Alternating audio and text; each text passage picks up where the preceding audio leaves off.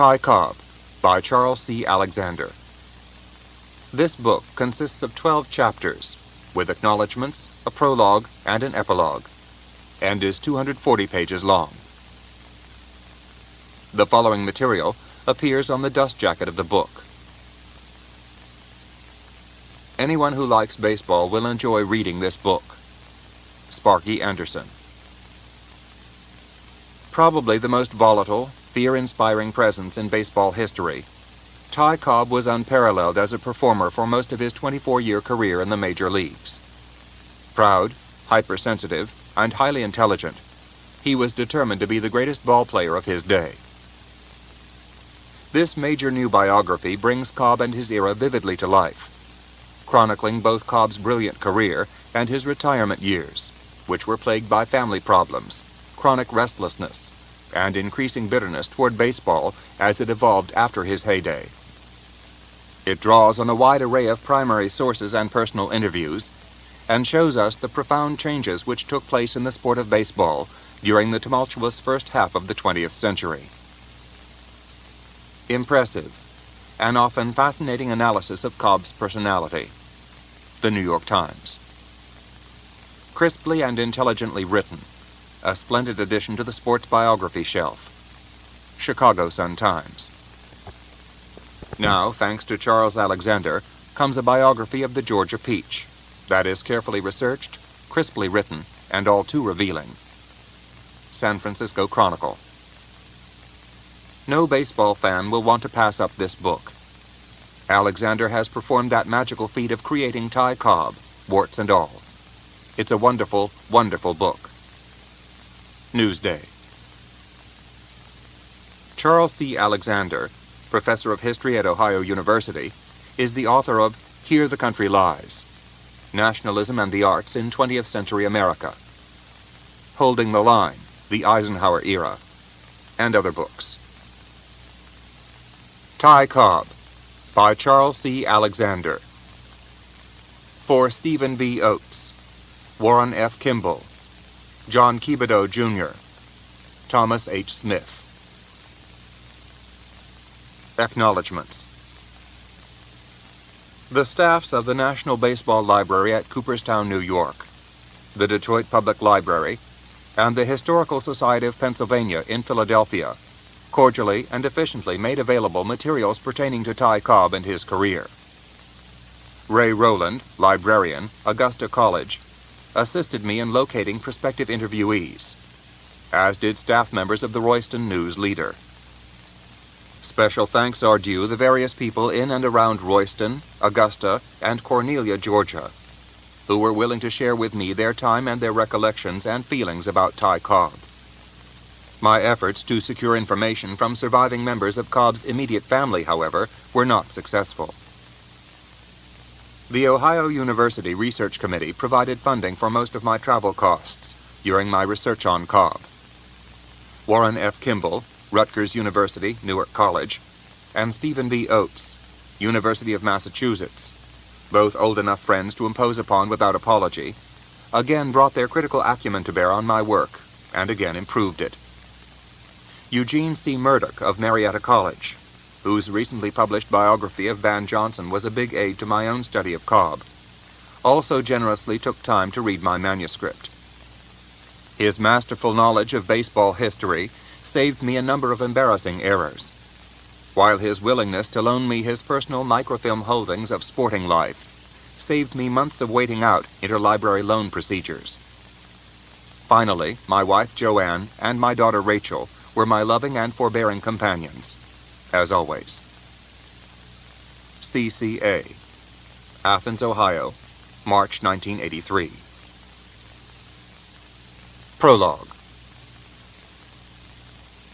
Ty Cobb's name remains one of the most memorable in 20th century American history, even though he played his last game of Major League Baseball long before most people alive in the United States today were born. When Cobb retired at the end of the 1928 season, after 24 years in the American League as player, player-manager, and then just player again, he held 43 different records for batting, base stealing, and durability as a year-to-year performer. By now, most of his numbers have been surpassed, including his season and career base-stealing totals, long thought to be as untouchable as Babe Ruth's home run marks were once supposed to be. Cobb's one absolutely secure record would appear to be his incredible lifetime batting average of .367. Yet if Cobb's overall statistics, in a sport obsessed with statistical nuance, seem less imperial than they once did, his reputation as the greatest all-around ball player persists for a generation of baseball writers, lorists, and ordinary lovers of the game who could never have seen him in action. And while very few ball-playing or sports-writing contemporaries survive, the generation that knew Cobb firsthand has left behind a vast quantity of recollections that give us a vivid sense of how he played the game. The common sentiment in such recollections is that nobody before or since played as Cobb did. The greatness of Ty Cobb was something that had to be seen, said George Sisler, the brilliant first baseman who contended against him for more than a decade. And to see him was to remember him forever. In The Swift Decisiveness That Marked His Coups, wrote a New York World editorialist in 1926, when Cobb was making one of his regular threats to retire, there was infectious, diabolical humor. Cobb, charging home when he was expected to stop at third, seemed to derive such unholy joy at the havoc he caused. And when the catcher had muffed the ball and the trick had succeeded, we too crowed with glee to see mind triumphant over matter. Taking the extra base by going in with spikes high and upsetting basemen, or adroitly hook-sliding around stabbing tag attempts, dropping perfect bunts, slapping and pushing the ball by infielders, or driving it by and beyond outfielders, playing with a knife wound in his back, or with legs raw from sliding on baked ground, quarreling and often brawling with both opposing players and teammates, as well as with umpires and people inside and outside ballparks. Thus Cobb was remembered and is still imagined. Cobb had that terrific fire, that unbelievable drive, recalled Raymond "Rube" Bressler, another American League contemporary. His determination was fantastic. I never saw anybody like him. It was his base. It was his game. Everything was his. Cobb was not as inherently gifted as some other ball players. He lacked the sheer grace of Napoleon Lajoie. He was not a natural hitter like Joe Jackson or Rogers Hornsby, nor was he as fast as Clyde Milan or Fritz Maisel, the only men to top him in stolen bases in any of the years from 1911 through 1917. And of course he had nothing like the hitting power of Babe Ruth or of Jimmy Fox, his teammate on the Philadelphia Athletics at the end of Cobb's career. Yet no ball player ever brought together such an amalgam of carefully nurtured talents. Cobb was relentless in his pursuit of excellence. One observer saw him in the light of the 20th century's approved canon for success, as literally a self-made man. He drove himself to become the dominant performer of the period before 1920, when inside baseball, with its stress on hit-and-run plays, base stealing, bunting, and tight pitching, was supreme.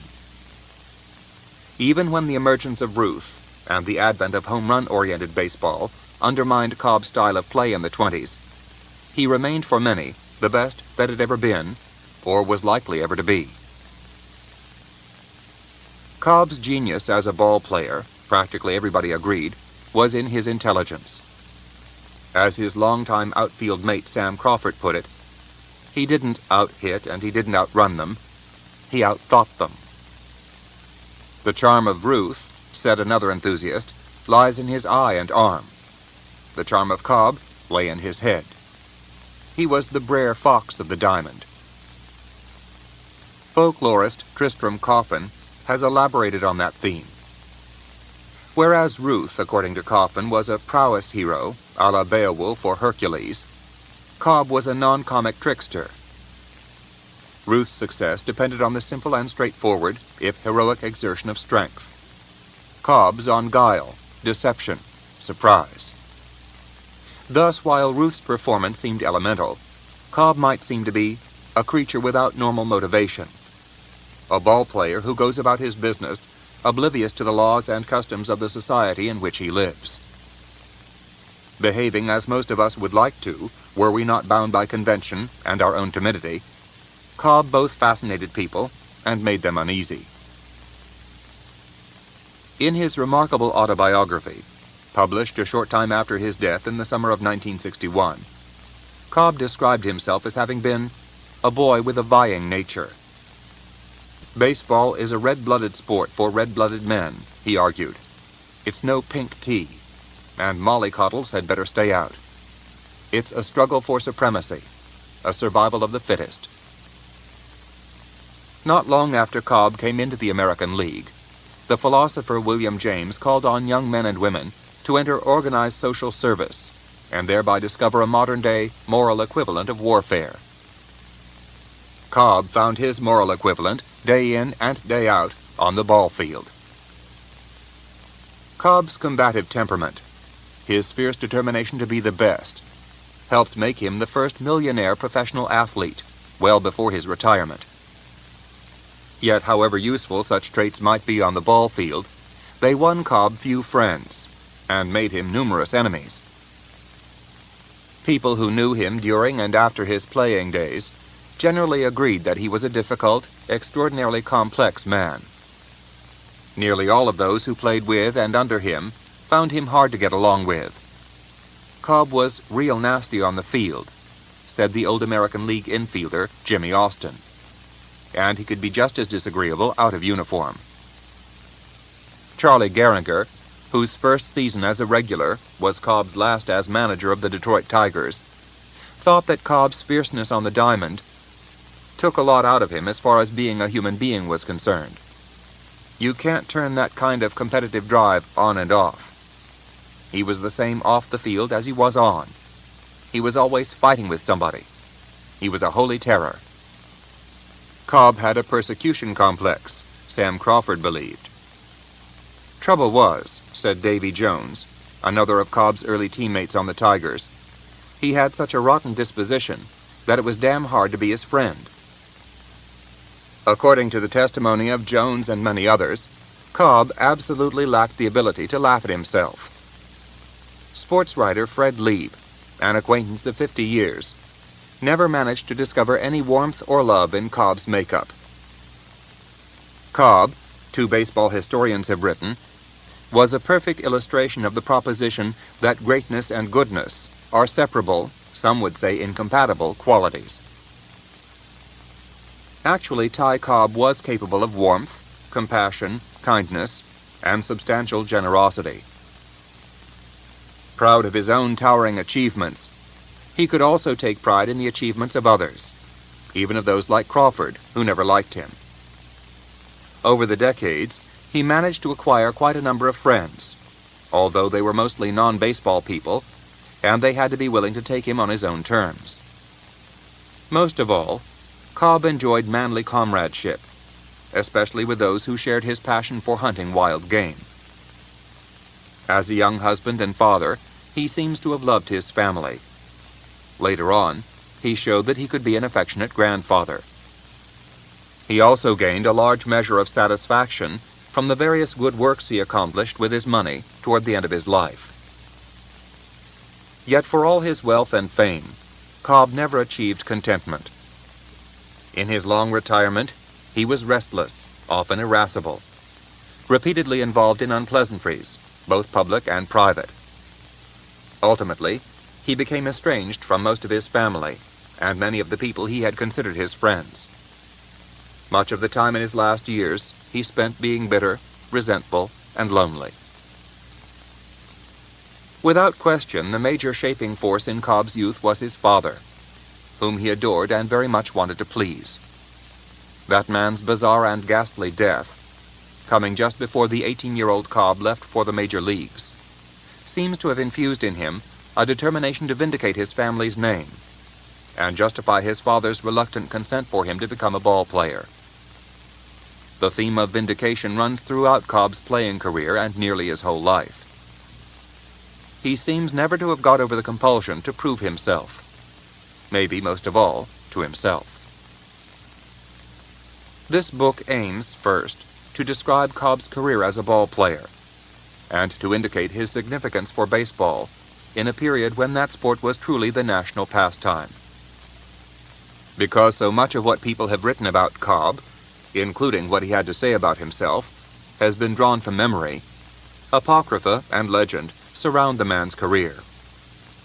Old baseball men characteristically like to perform as raconteurs, and as such, they strive more for effect than historical accuracy. In that respect, Cobb was a typical ex-ball player.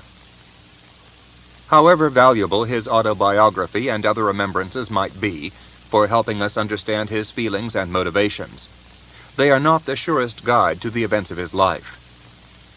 As a professional historian, I have taken pains to check Cobb's and others' memories against contemporary descriptions and the written record wherever possible. Cobb's achievements, as they really happened, are sufficiently stunning without elaborations that may be artistically interesting, but are often factually dubious. I have wanted to do more than write a book about baseball and a particular ball player.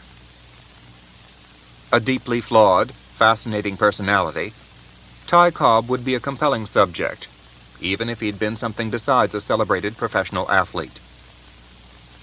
Cobb may not have been the most complicated man ever to play Major League Baseball, but with the possible exception of Ted Williams, he was certainly the most complicated man ever to become a great star.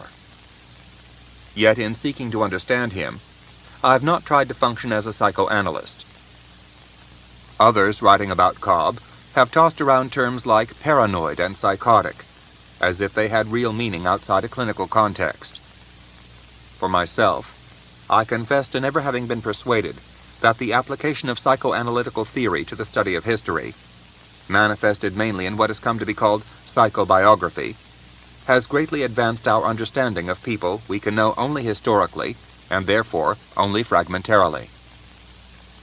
My efforts to explain Cobb's life have relied on common sense, logic, a broader awareness of the history of his times, and I would hope, an adequate measure of sympathy and compassion.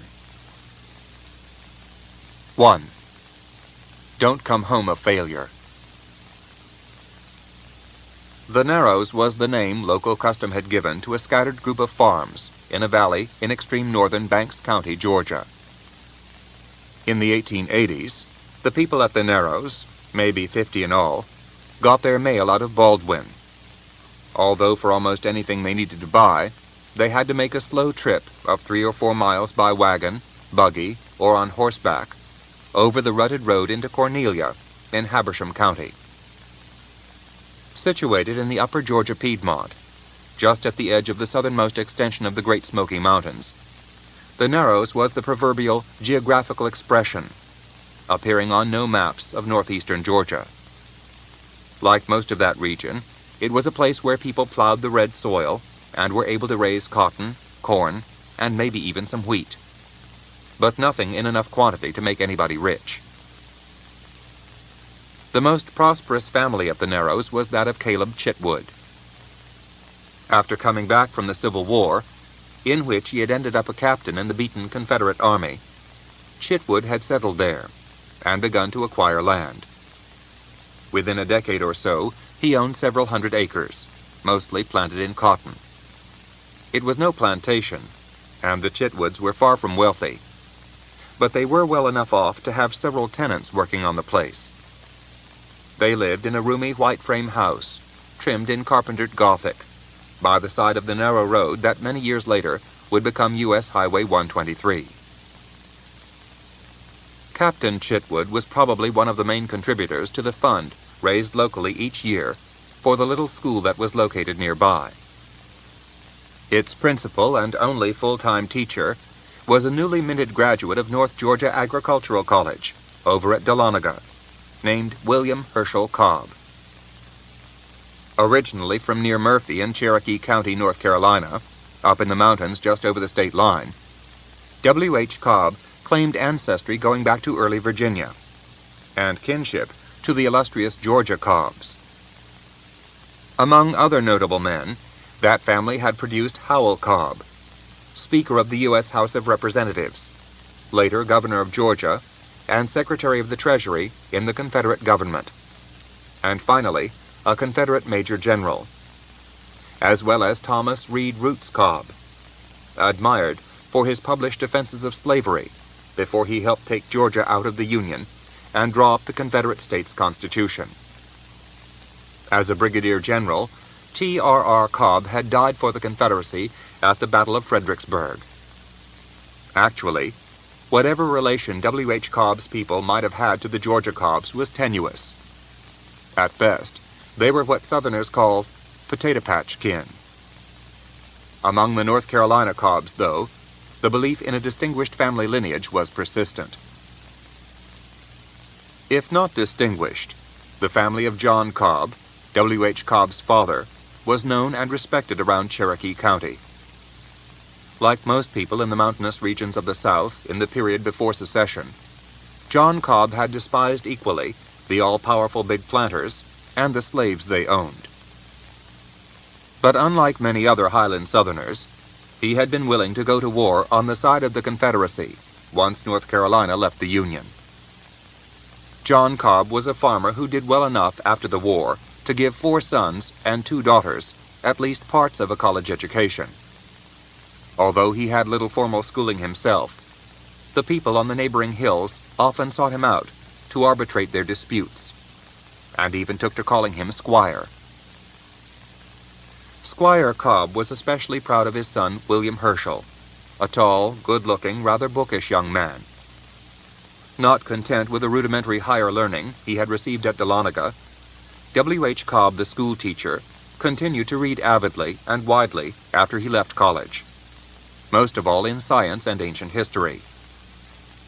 He worked on his speech and manners in the approved fashion of the late 19th century's self-improvement literature, and he early developed the dignified, punctilious way that impressed people in the places where he taught, around northeastern Georgia. It seemed natural for his patrons to call him Professor. At the Narrows, the 20-year-old Cobb met and fell in love with Caleb Chitwood's daughter, Amanda. The circumstances of their courtship have evidently not been either recorded or remembered. Amanda Chitwood may well have been a pupil at Cobb's little school.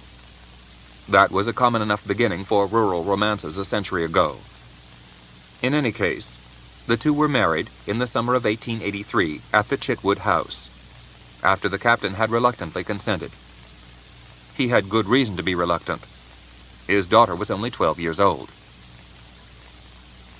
It is possible that the marriage was not consummated for a year or even longer. Certainly, W.H. and Amanda Cobb took more time to start having children than was usual in that day. Meanwhile, Professor Cobb moved from one shakily financed and irregularly functioning rural school to another. Early in the spring of 1886, his 15-year-old wife became pregnant. That fall, she returned to the Narrows to be with her family and await the birth of her first child. The child, a boy, was born on December 18, 1886. W.H. Cobb had read about the stubborn resistance of the city of Tyre to the besieging armies of Alexander the Great in the 4th century B.C. Thus, he hit on Tyrus as a suitable first name for his son. For no particular reason, the infant was given Raymond for a middle name. Tyrus Raymond Cobb's parents continued to move around for a number of years. W.H. Cobb was a familiar 19th century American type, the itinerant rural schoolmaster. Commerce in Jackson County and Livonia and Carnesville in Franklin County were among the stops the professor and his family made. Meanwhile, another son named John Paul was born in 1888, and 4 years later a daughter, Florence Leslie. Finally, the Cobbs moved to Royston, in the southeastern corner of Franklin County, where the professor took over another school. Although it was still the same red dirt, the topsoil here was thicker than that further north. The countryside, while less picturesque, offered gentler hills and more expanses of cleared fields. In general, it was better farming country, better able to support education. Between 500 and 600 people lived at Royston. The town extended only a few blocks in any direction, but it was a real town, with citizens who seemed interested in promoting the local school. W.H. Cobb had enough students to be able to divide them into primary, intermediate, and high school levels. And most of the time, he had 1 or 2 teachers working under his direction, although he himself taught the most advanced pupils. He did well enough to buy a nice 2-story house near the center of town, and subsequently a 100-acre farm not far outside Royston. By the end of the 1890s, with the agricultural depression that had scourged the southern states for more than a decade finally passed, the cotton grown on his farm was nicely supplementing his principal's salary. By then, Professor Cobb had become one of Royston's most respected citizens. He and his family regularly attended the local Baptist church. If Cobb's scientific readings gave him any doubts about the literal accuracy of the scriptural truths he heard reiterated every Sunday, he kept those doubts to himself. Neither in little southern towns, nor much of anywhere else in turn-of-the-century America, was it a good idea for the school principal to let his patrons get the notion that he might be a free thinker.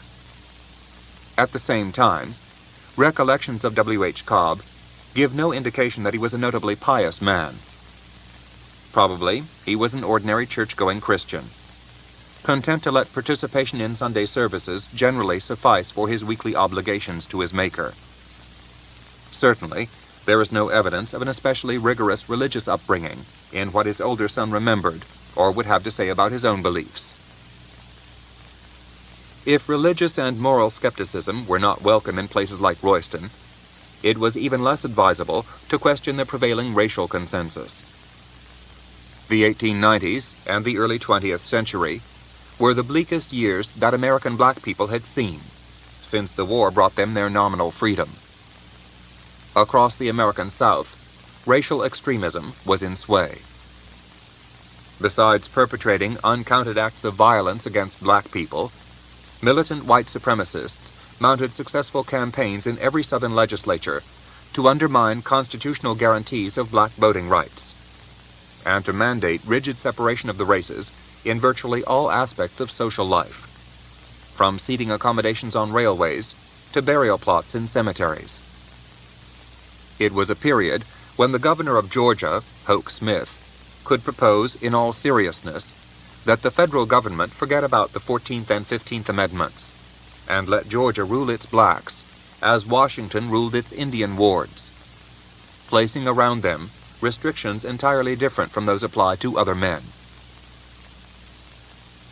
Meanwhile, the rest of the nation was content to write off Reconstruction, that half-hearted post-war experiment in citizenship for blacks, and let the southern states, where the overwhelming majority of black people lived, deal with the Negro problem as they saw fit.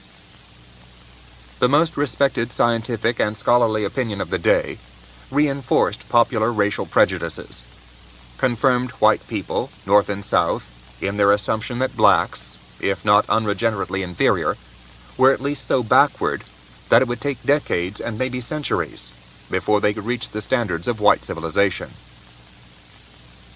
All of which is not to say that Royston, Georgia, was seething with Negrophobia in those years. Like most communities in the South, Royston escaped the grisly spectacle of lynching and other major episodes of racial violence. Franklin County was well to the north of the Georgia Black Belt, where racial tensions were highest. Fewer than a fourth of the county's residents were black people. To be sure, Franklin County's blacks were subject to the same array of legal and extra-legal restrictions on status and conduct, under which blacks lived everywhere in the South. They could not vote, run for public office, or go to school with white people. They were expected to behave themselves and remain humble, work for what whites wanted to pay them, and do whatever they were told to do. Above all, they were not to get uppity. But as long as they remembered their place, then relations between the races could go along fairly smoothly. At the same time that white Southerners and white Americans in general were carrying out their capitulation to racism, the South's lost cause became a matter for almost incessant veneration in the states of the former Confederacy.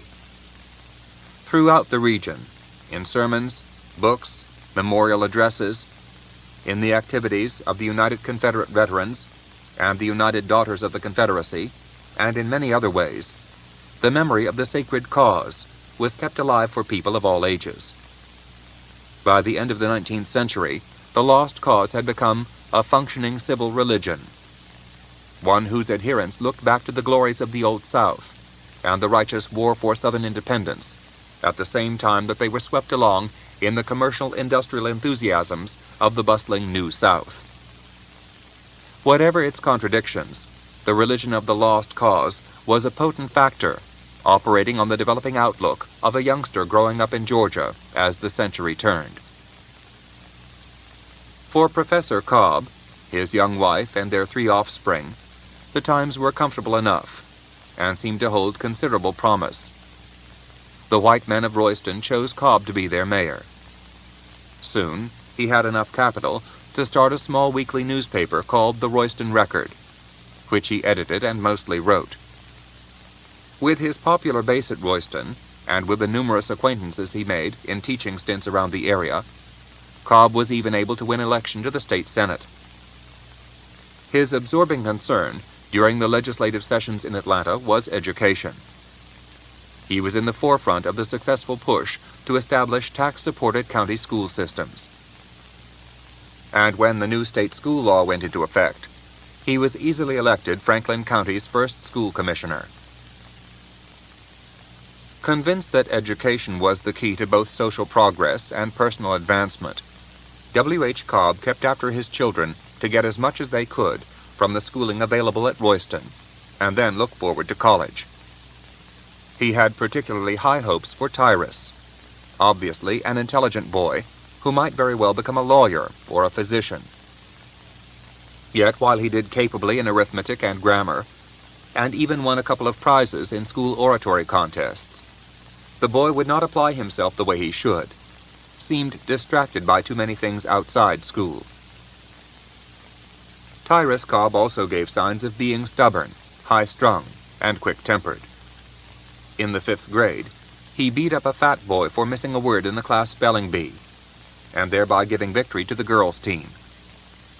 Not that young Cobb was normally so scrupulous in his own spelling. It was just that the kid had flubbed the boy's chance to win, because he hadn't worked hard enough.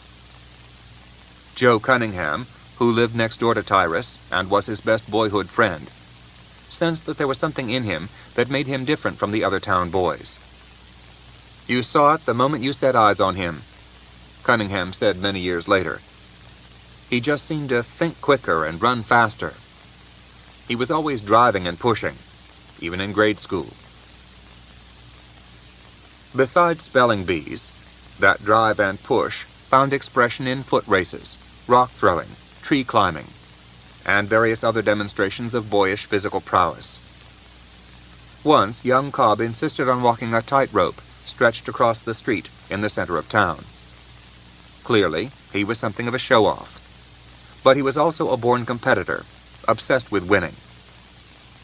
"I saw no point in losing if I could win," was the simple way, as an old man, he expressed what he had felt even as a boy.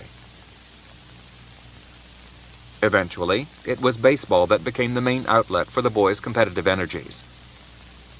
As was true in small towns throughout the country, the principal manifestation of Royston's collective existence took place at local baseball games. From the 1890s up to the 1920s, baseball was far and away the most popular form of athletic competition in America, and going to baseball games was one of the leading forms of entertainment and recreation. On Saturday afternoons all summer, a big percentage of the white townspeople, and even some local blacks, carefully kept off to one side, turned out to see the local aggregation compete against some nearby community's team. They called it town or semi-pro baseball, because sometimes the team members split a few dollars, contributed by their followers. Although such baseball was the source for most of the talent that eventually made it to the major leagues, The older boys and younger men who played for the town teams knew how remote the possibility was that any of them would ever be discovered by a professional scout. Mostly they played for the fun of it. Royston went in for baseball in a bigger way than most places its size. Besides the Royston Reds, in their flaming flannels, there was also an organized team for younger boys called the Rompers. A right-handed thrower and left-handed batter, Tyrus played for the Rompers until he was about 14. One Saturday, the Reds found themselves without a shortstop for a game with Commerce. Pressed into service, the frail-looking boy handled 8 chances without an error, and by holding his hands apart so he could get better leverage on the big bat he had to swing, managed to slap 3 hits through and over the infield. Soon after that, Bob McCreary, who managed and caught for the Reds, clerked in the local bank, and was the son of one of the town's physicians, talked Tyrus's father into letting the boy go with the team to Elberton, some 20 miles south on a spur of the Southern Railroad, in the heart of the Peach Country. As a brother in the Masonic Order, McCreary promised Professor Cobb that he would look out for Tyrus, make sure he behaved himself. At Elberton, Tyrus again got 3 hits, the last one driving in the winning run. Later on that summer, playing center field, he saved a win over Harmony Grove with a diving catch. For that, the Royston people showered the field with coins, and Tyrus picked up $10 or $11, the first money he ever made playing baseball. And he experienced what it was like to be cheered by a crowd. Once an athlete feels the peculiar thrill that goes with victory and public praise, he said 60 years later, in reminiscing about those early exploits, he's bewitched. He can never get away from it. By that time, Tyrus had already angered his father by trying to trade some of the professor's books for a new baseball glove he had seen at the local dry goods store. After the Harmony Grove game, though, he no longer had to make do with the old ragged glove he had sewn together himself. He also ordered pamphlets on how to sprint, and practiced making quick starts for the next base. Baseball had become the focus of his life, and in the summer he played anywhere and as much as he could.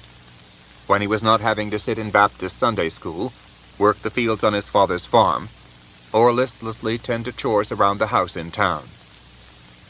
He even played in North Carolina during warm weather visits to his relatives there. Although the Cobb children evidently saw little of their Chitwood kin, they made regular trips by train up to see their Cobb grandparents. Tyrus grew very close to his granddad Johnny, a feisty, imaginative little man who captivated him with tales of bear hunting in the mountains, and also taught him the finer points of coon and possum hunting. His grandmother healed his cuts, scrapes, and bites, and kept his digestive tract cleaned out with an array of mountain remedies. And his Aunt Nora often drove him in her buggy into Murphy or Andrews, so he could find some boys to get up a ball game. Tyrus seems to have had his happiest boyhood times with the North Carolina Cobbs, going there not only in summertime, but sometimes during the midwinter school recess as well. He was there early in January 1902, when he received a letter from his father. In later years, he would carry that letter on his person, and eventually have it printed. Writing under the letterhead of the Franklin County Board of Education, and signing himself, "Yours affectionately, W.H. Cobb," his father commented on the 2 inches of snow that had just fallen at Royston. He was glad that Tyrus was up in that picturesque and romantic country, where there was solitude enough to give nature a chance to be heard in the soul. To see God's handiwork among those everlasting hills, to hear the grand oratorios of the winds, and the rush of her living, leaping waters. All that was a vital part of the education he wanted his son to have. To be truly educated was not just to master the printed page. It was also to catch the message of star, rock, flower, bird, painting, and symphony. To have eyes that really see, and ears that really hear, and an imagination that can construct the perfect from fragment. Be good and dutiful, he went on. Conquer your anger and wild passions. To be truly educated was not just to master the printed page. It was also to catch the message of star, rock, flower, bird, painting, and symphony. To have eyes that really see, and ears that really hear, and an imagination that can construct the perfect from fragment. Be good and dutiful, he went on. Conquer your anger and wild passions. Be guided by the better angel of your nature, not the demon that lurks in all human blood, and is ready and anxious and restless to arise and to reign. My overwhelming need was to prove myself as a man, wrote Tyrus Cobb many years later, about his feelings in his adolescence. Clearly, proving himself meant winning and keeping the approval of the imposing man he called not Pa or Papa, but Father. For all his rhapsodizings about the education of the soul through contact with nature, W. H. Cobb expected his ball-playing son to master lots of printed pages. Yet the boy simply could not share the ambitions his father had for him. Tyrus was supposed to go to college, and eventually enter law or medicine. He might even attend the U.S. Military Academy and embark on a career as an Army officer. But he had to settle down and apply himself, even though the boy was convinced that he could never match my celebrated father for brains. It was not easy being Professor Cobb's son. Too much was expected of him at school and in the town. Both his scholarship and his conduct were supposed to be exemplary, and neither was. I felt guilty, he remembered, that some great, vaulting ambition hadn't seized me beyond handling hard hoppers and line drives.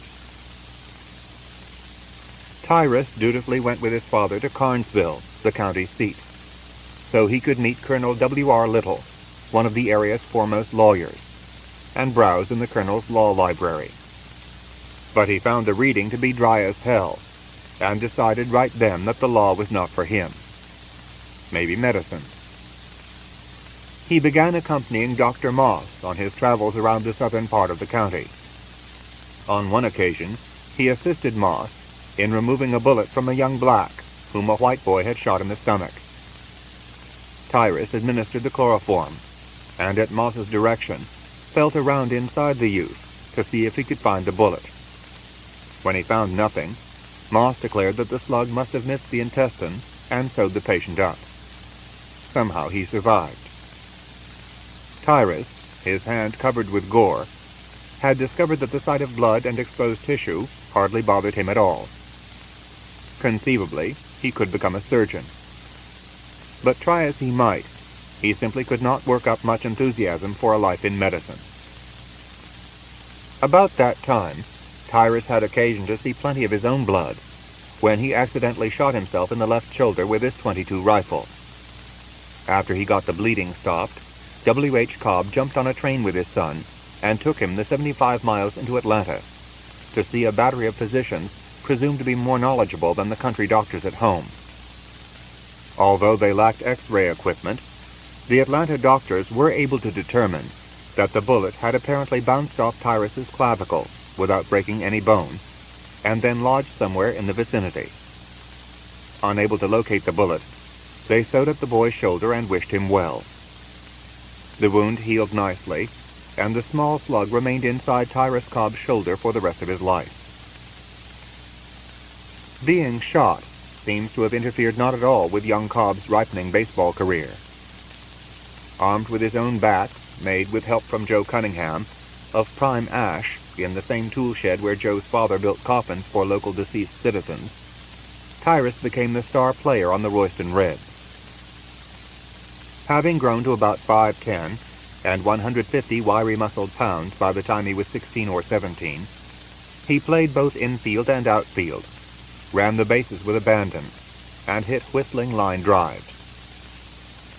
In March 1902, A trip into Atlanta and out to Piedmont Park, where the American League Cleveland Broncos were doing their spring training, heightened his baseball passion. Befriended by Bill Bradley, Cleveland's hard-hitting third baseman, Tyrus took pictures of the players with his little box camera, and generally reveled in his first encounter with real professional ball players, and big leaguers at that. Back home, as he later put it, my father held me down, withholding acceptance of me as the man I yearned to be. School no longer held much interest for the youth, and inasmuch as Professor Cobb thought baseball a waste of time, Tyrus could find no way to please this man who awed, intimidated, and frustrated him, but whom he nonetheless loved deeply.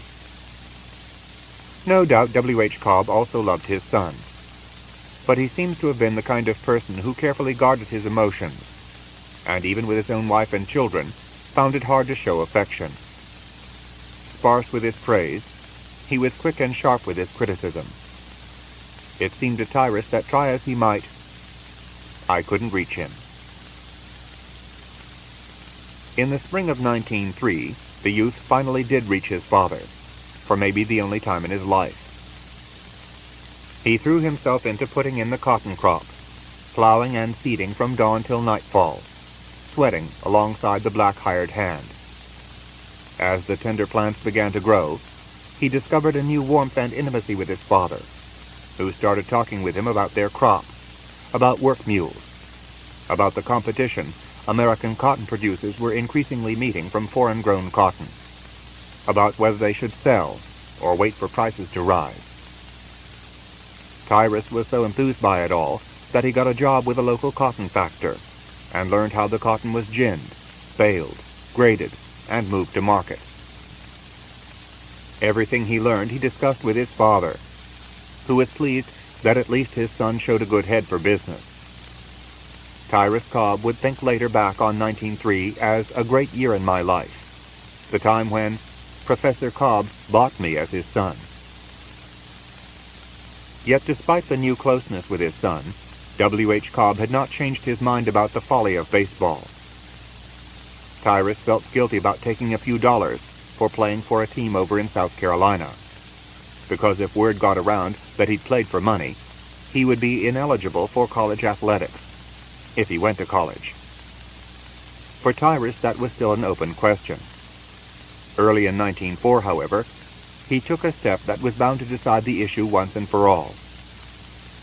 Despite the surge of love he had for his father, I still felt that I was being held in some sort of bondage. So I decided I would become a ball player and get away.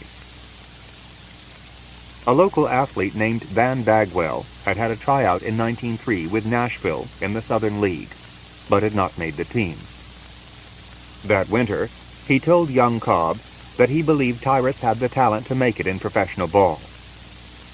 That helped the boy get up his courage secretly to write letters to each of the teams in the South Atlantic Sally League, which had just been formed over the winter as a Class C circuit, with franchises in 6 cities in Georgia, South Carolina, and Florida. He included a little information about himself and asked for a tryout. One reply came back from Con Struthers, manager and part owner of the Augusta Tourists, saying that Cobb could come to spring training if he wished, but that he would have to pay his own expenses. A couple of days later, a contract arrived, specifying a salary of $50 a month, if Tyrus made the team. Dazzled as he was by the contract and the prospect of a professional career, Tyrus dreaded having to tell his father that he was leaving, and that he needed money for traveling and living expenses until he got his first check. First, he revealed his plans to his mother. Amanda Cobb, a kindly enough mother it seems, but not a major factor in the boy's life, told him to go ahead if he had to, and kept the matter to herself. Tyrus waited to confront his father until the night before he had to report at Augusta. Professor Cobb, whose hopes for the boy had swelled over the past year, responded with a stern lecture that went on for hours.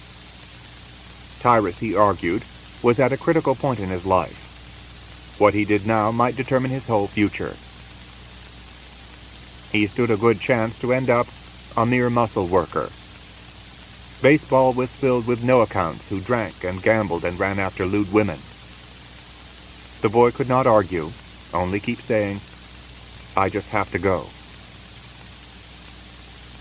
At last the man gave up, opened his roll-top desk, and sat down to write out 6 checks for $15 each, which he gave to his son with the admonition for him to get it out of your system. Early the next morning, Tyrus Cobb, age 17, stepped aboard a Southern Railroad car for the journey south to Augusta. Although the trip was only about 85 miles by rail, it took nearly all day, because Tyrus had to change trains at Elberton, and again, just across the Savannah River, at Calhoun Falls, South Carolina. It was late afternoon by the time he got into Augusta on the Charleston and Western North Carolina. Augusta, Georgia, in 1904, was a thriving little city of something more than 40,000 inhabitants. Proud of its wide downtown streets, its new trolley line, and its attractive neighborhoods, Augusta was an important nexus of the cotton trade, and increasingly noted for textile and iron and steel manufacture. Besides Atlanta, it was the biggest place Cobb had ever been. The next day, Cobb donned his red Royston uniform and took the field at neat little Warren Park, home of the new tourists. He amazed and amused manager Struthers and the other players by cutting in front of fielders for ground balls and flies to the outfield, making wild dashes from base to base, and generally going against the accepted procedures of the workouts and intra-squad games. He stood around hoping somebody would let him up to the plate for a few swings, but rarely did the other men, nearly all older than he was and most of them with professional experience, give him a chance to hit. When the Augusta team played the Detroit Tigers of the American League, also training at Augusta, Cobb watched from the bench. Nor did he get into any of the other exhibition games. When the season started, all the Augusta infield positions were occupied by veterans. Struthers' first baseman was being stubborn about signing his contract, so the manager had to shift his center fielder to first. Inasmuch as there were only 14 or 15 men still with the team, Struthers had no choice but to put the young recruit from Royston in center field on opening day, April 26, 1904, at Warren Park against Columbia. Hitting in 7th place in the lineup, Cobb responded with a single and double in 4 times up against a pitcher named George Engel, and scored 2 runs. Engel himself helped out with a home run, and Columbia won the game 8-7. It was an impressive debut, or so Cobb thought.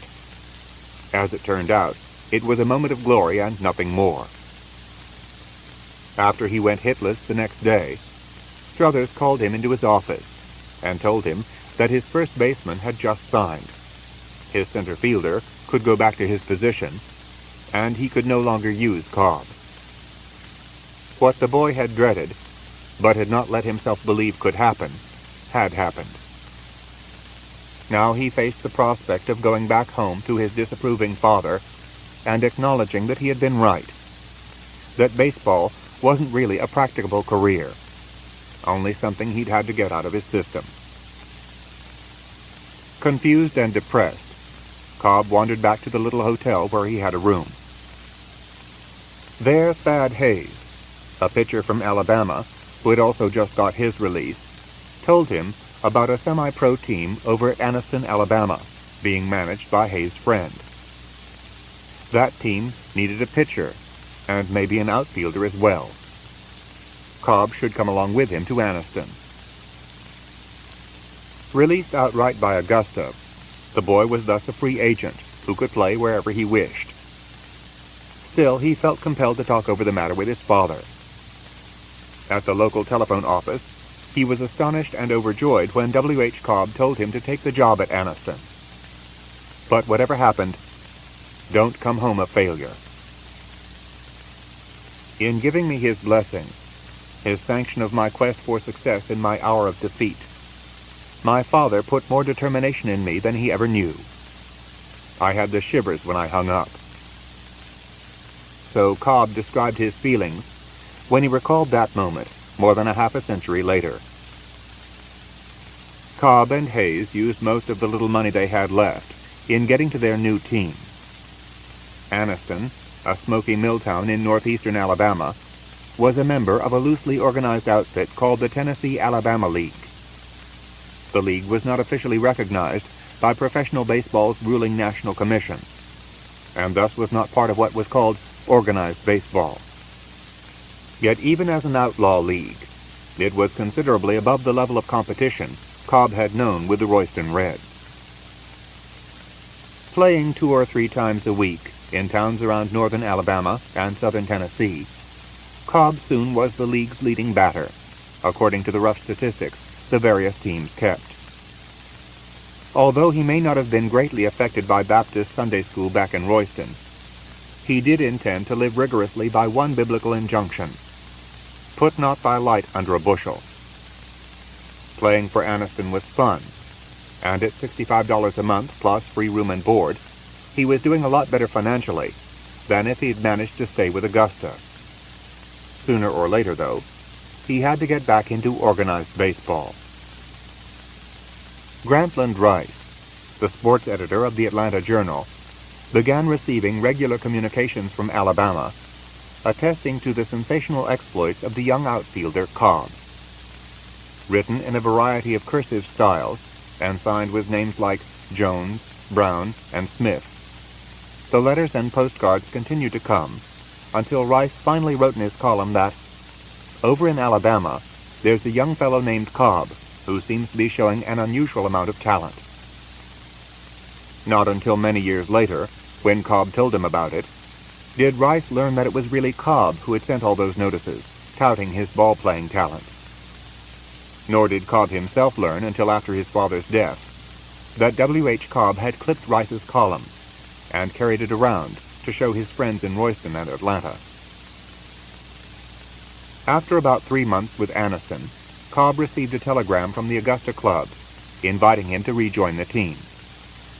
By that time, the Tennessee-Alabama League was about ready to collapse anyway. In Augusta, Con Struthers had sold his interest in the club and resigned as manager, giving way to catcher Andy Roth. Cobb first made sure that Struthers, for whom he had vowed never to play again, was really gone, then hustled back to the tourists. He reappeared in the lineup on August 9th, again against Columbia. His return to the Sally League proved less than triumphal. Playing all the outfield positions at one time or another, Cobb appeared in 35 games during the remainder of the season, and finished with an uninspiring .237 batting average, 33rd among some 50 to 55 regular players in a league that had only one .300 hitter. Back in Royston for the off-season, Cobb could bask in the adulation of his friends. His father remained unimpressed, even when Cobb banked the $200 he had saved, and showed no signs of having lost his virtue during the summer away from home. Again, it was necessary for him to work hard at the Cobb farm, this time sowing the winter wheat crop, before his father warmed up, and was again willing to offer praise for something he had done. Otherwise, Cobb tramped the woods, sometimes hunting, but mostly just staying outdoors as much as he could, and wondered about his future. It was just possible that he might not be good enough to go very far in baseball. He gave some thought to enrolling at the University of Georgia to start the long years of study that would lead to his becoming a surgeon. That would please his father. Over the winter, though, he got an inquiry from Andy Roth about whether he planned to play for Augusta again in 1905. The 18-year-old veteran of less than a third of a season in organized baseball wrote back saying that he had to have $90 a month. Remarkably, Roth and President John B. Carter agreed to Cobb's terms, and the youth prepared to give baseball another try. Cobb had grown another inch and put on a few more pounds since the previous spring, and he was faster than ever. More determined, too. In 1905, the Detroit Tigers again trained in Augusta, having agreed with the Augusta owners to return in exchange for first claim on whatever players Detroit liked on the local team. When Bill Armour, the new manager of the Tigers, showed up at Warren Park for the first time, second baseman Herman Germany Schaefer greeted him with an account of the wild antics of a kid on the Augusta team named Cobb. According to Schaefer, Cobb wanted to steal a base on every pitch, tried to take 2 bases on singles, even tried to go from first to third base on bunts. "He's the craziest ball player I ever saw," said Schaefer. Yet the Tigers soon began to take the kid seriously. In the 2 exhibition games Augusta played with Detroit, Cobb rapped a single off Bill Donovan, one of the Tigers' aces, another off Jesse Stovall, and a single and triple off Eddie Cicotti, a Detroit semi-pro star the Tigers had signed and subsequently decided to leave with Augusta. Cobb started the season as the leadoff hitter and regular left fielder for Augusta. His hitting was mediocre in the early going, and his erratic base running and outfield play dismayed his manager. He also got on Roth's nerves by complaining that the team lacked discipline, that it was, in the baseball parlance of the day, a joy club. Cobb himself soon fell into the spirit of things. "I was fast losing my ambition to go higher in the game." At one point, Roth wanted to sell his troublesome young outfielder to Charleston for a token $25, but the owners thought otherwise and Cobb stayed. By mid-July, the tourists had lost 15 of their last 20 games and were drifting in 4th place in the 6-team league. Not that they lacked talent. Besides Cobb, the Augusta roster included 3 other future major leaguers: Cicotti, who pitched 2 no-hit games that year; Knapp Rucker from Crabapple, Georgia, who roomed with Cobb on the road and pitched a no-hitter of his own; and infielder Clyde Engel. But it was not a good ball club. Roth finally turned over the team to outfielder and team captain George Leidy, although Roth stayed on as first-string catcher. Soon after Leidy took over, Cobb, in a game at Savannah with his team leading 2-0, took his position in the outfield eating a bag of popcorn or peanuts. Accounts vary. As he munched away, a fly ball soared in his direction. Trying to hold onto his snack at the same time that he pursued the ball, Cobb missed making the catch and a run scored. Although Augusta went on to win the game, manager Leidy was not amused by Cobb's gaffe. What followed that night was a scene that might well have been lifted out of one of the period's books of boys' fiction, wherein a well-meaning but irresponsible lad is straightened out by the wise counsel of an older man, father, minister, employer, or whatever. In this case, it was George Leidy. A journeyman minor leaguer whose main ambition now was to have a few successful years as a manager, Leidy asked Cobb to ride with him on the trolley line out to a local amusement park. As they rode, and later as they strolled around the park, Leidy talked quietly but earnestly, telling Cobb that he had to stop fooling around, that he had a lot of ability and a great future in baseball if he worked hard to make the most of his talents.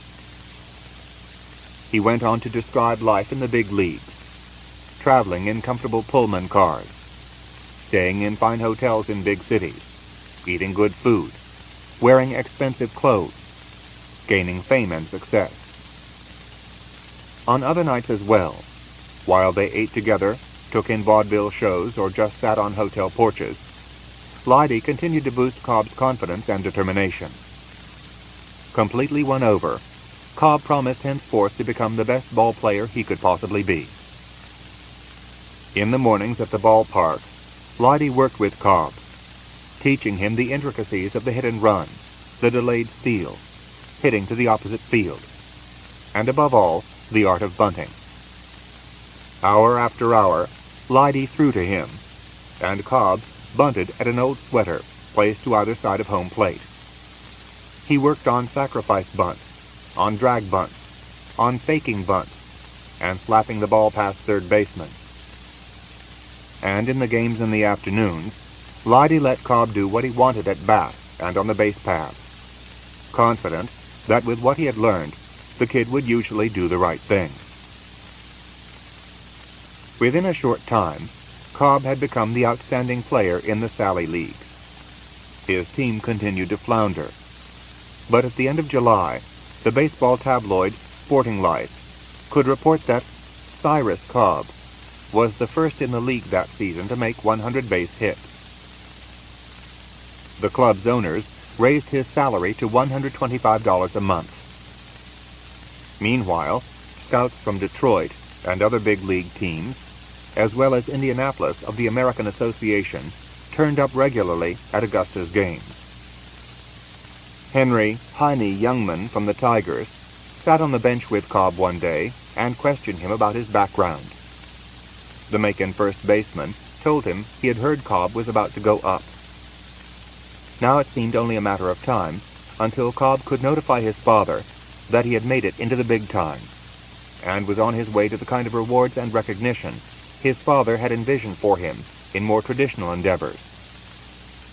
For a few days during a home stand, he happily hosted his 17-year-old brother Paul, a good semi-pro ball player himself, who had come to watch Cobb in action. Early on the morning of August 9, 1905, the blackest of days, he later termed it, Cobb received a telegram in Augusta from Royston.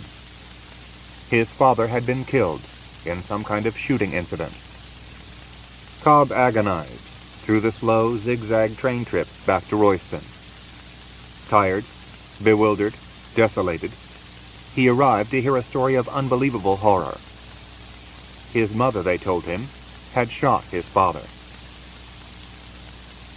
What he probably was not told, at least not to his face, was that for some time it had been common gossip in Royston that Professor Cobb's pretty wife had taken a lover.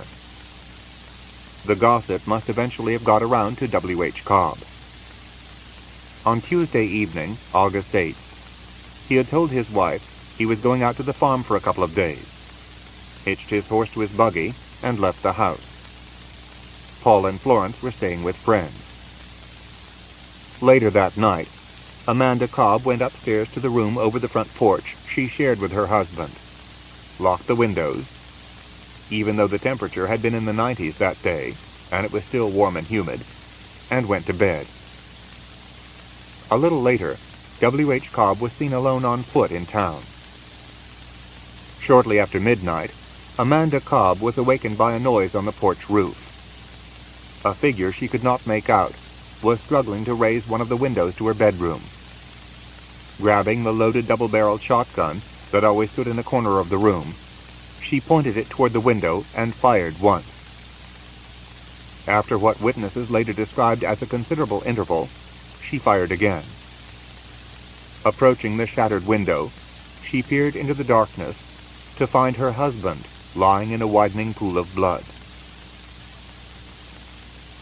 At the Cunningham house next door, Joe Cunningham heard the blasts and ran over to see what had happened. There he found, as he described it to his daughter many years later, the worst thing I ever saw.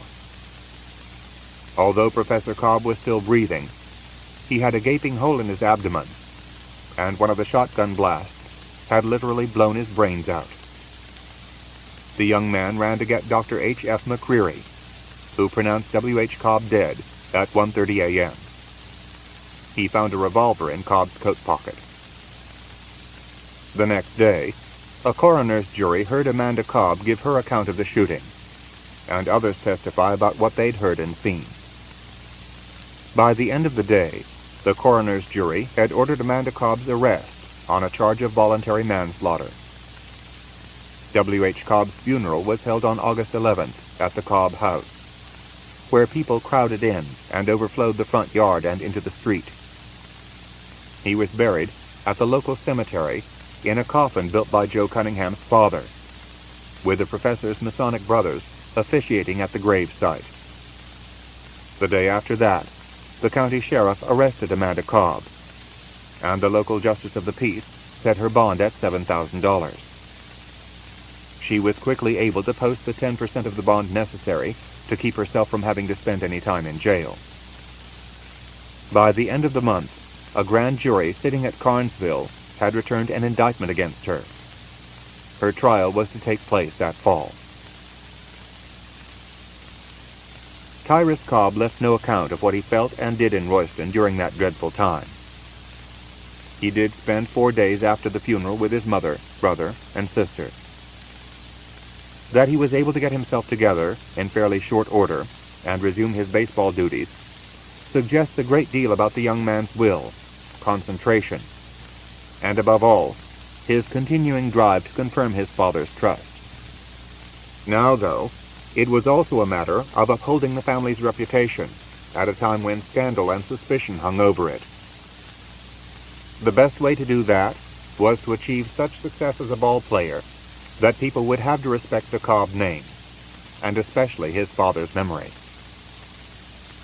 Cobb rejoined his team on Wednesday, August 16th at Augusta, where the previous week, the local newspaper had tactfully reported his father's death. Against the Charleston Seagulls, he made 2 hits in the first game of a doubleheader, but went hitless in the second game. By that time, George Leidy was out as manager of the Tourists, and Andy Roth was in again.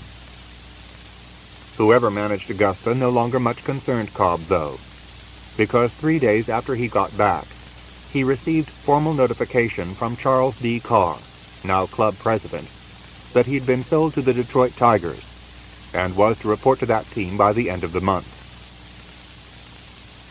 By August, the Second Division Tigers were plagued by an accumulation of disabling injuries, and down to 3 outfielders, one of whom, the veteran Duff Cooley, was hobbling on one good leg. Club secretary Frank J. Navin and manager Bill Armour had to pick up somebody to help the team finish out the season, and the club's finances would not permit the purchase of a player from the upper minor leagues. So Augusta, at the bottom of the minors, and where Detroit already had an option to buy whichever player it wanted, was the logical place to turn. Good reports had reached Detroit on infielder Clyde Engel, who could also help out in the outfield.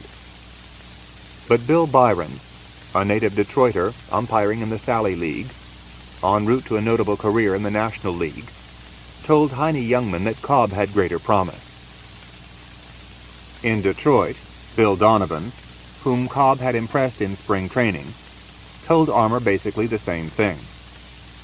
So for $700, the price agreed to in the spring for the player Detroit chose, plus $200 thrown in because he was being taken before the season was over, Cobb, still 4 months short of his 19th birthday, became a big leaguer. "I only thought," he later said, "Father won't know it." Cobb played his last game for Augusta on August 25th, before a fine Friday crowd of about 1,400, against league-leading Macon. His solid hitting and dashing style on the bases and afield had captivated the local bugs, as baseball fans were called in those days.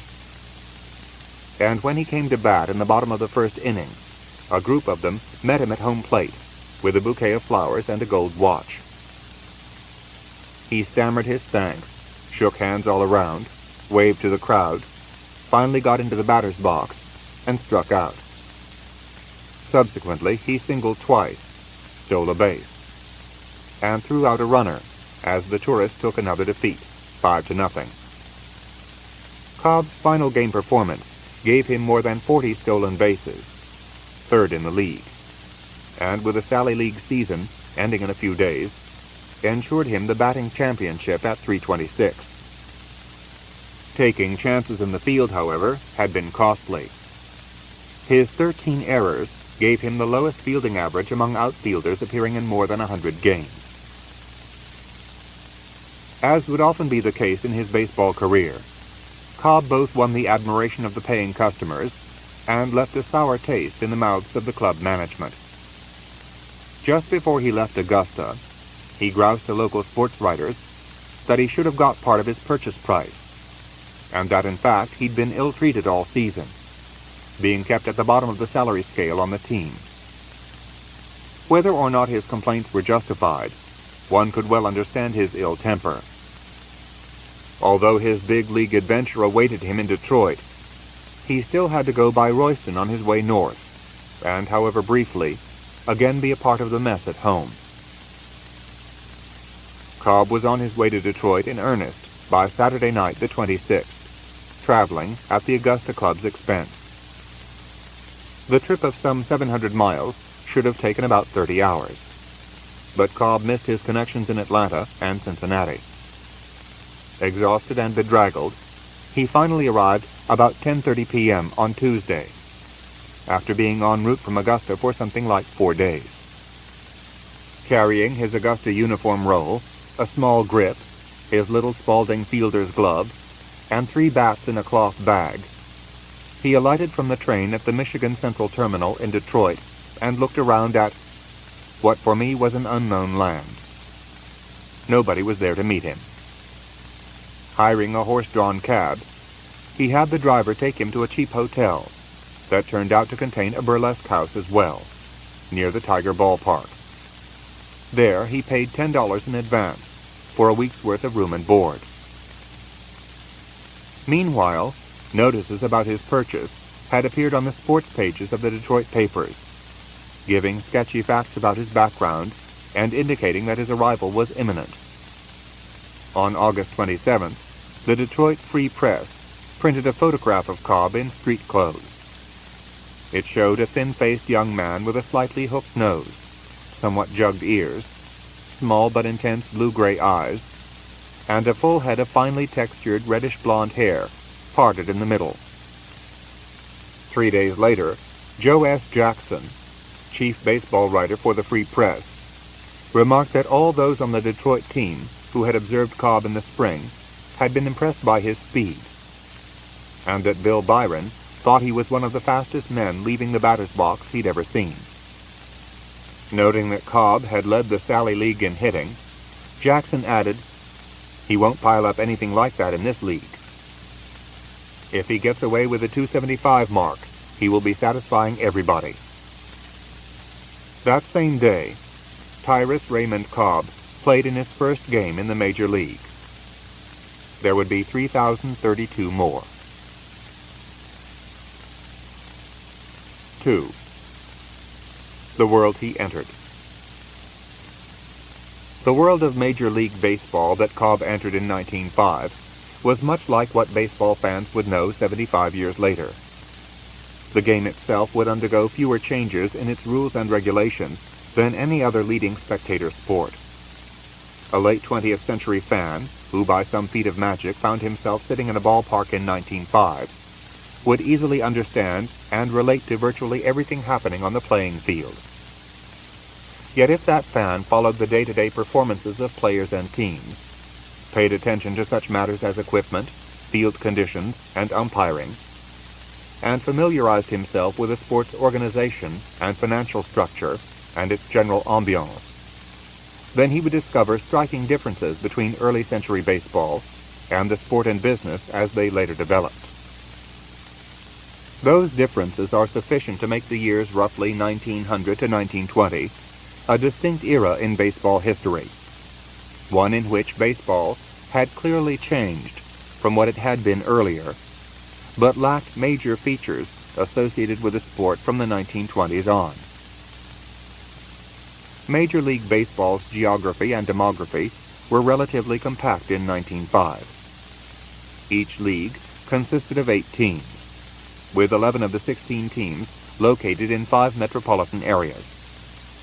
Only Detroit, Cleveland, and Washington in the American League, and Cincinnati and Pittsburgh in the National, were one-team cities. During a half-century of remarkable stability, 1903 to 53, the 16 franchises remained intact. Throughout that period, and until 1958, the westernmost city in the majors was St. Louis, and travel from city to city by railway continued to be practicable and efficient.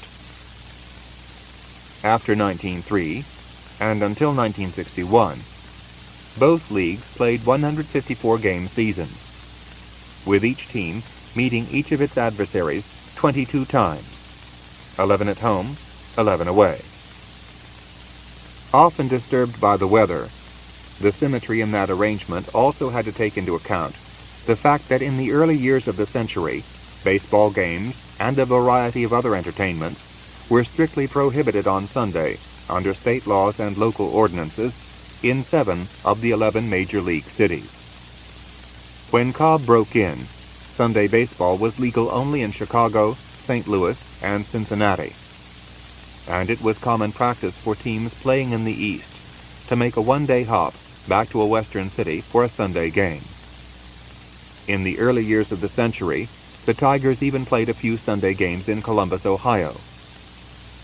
Despite the gradual lifting of the Sunday bans, Sabbatarianism proved persistent. It was not until 1919 that Sunday ball was legal in New York, not until the late 20s in Massachusetts, and the early 30s in Pennsylvania. The owners of the early 1900s assumed that they ought to be able to run their franchises like baronial fiefs. At least that was the view in the National League, which, since its formation in 1876, had featured weak presidents and fiercely independent club executives. The American League, on the other hand, operated under the autocratic regime of Byron Bancroft "Ban" Johnson, who had started out as an Ohio newspaperman and gone on almost single-handedly to create the American League as a rival to the National. Johnson administered his outfit with what seemed like smooth efficiency compared with the squabbling that went on in the senior circuit. After the American League assumed Major League status in 1901, the vain, imperious Johnson dominated not only its operations, but also baseball's governing body. The National Commission was a 3-man board, in which the presidents of the 2 leagues, plus Chairman August Gary Herman, president of the Cincinnati Club, nominally shared authority. But with the support of his good friend Herman, Johnson nearly always had his way on matters affecting baseball as a whole. The National Commission was a 3-man board, in which the presidents of the 2 leagues, plus Chairman August Gary Herman, president of the Cincinnati Club, nominally shared authority. But with the support of his good friend Herman, Johnson nearly always had his way on matters affecting baseball as a whole. Within the American League, Frank Navin, secretary and subsequently president of the Detroit Ball Club, was one of Johnson's most consistent backers.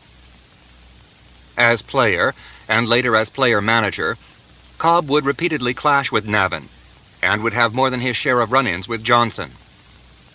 2 of the stronger wills and bigger egos in baseball history confronted each other when Cobb and Johnson were at odds.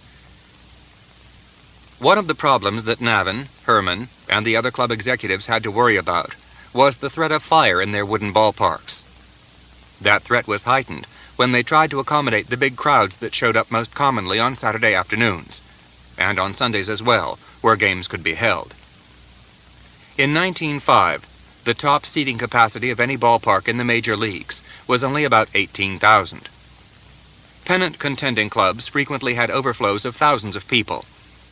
In fact, the usual way of figuring a park's capacity was to include the estimated number that could sit and stand behind ropes around the outfield, down the foul lines, and even behind home plate, supposedly without disrupting play. Lacking the capital or willingness to pay for sizable increases in seating, owners favored keeping outfield fences set far away from home plate, at least from right center field around to left center, so they could continue to sell as many 25-cent standing room tickets as possible after all the seats had been taken.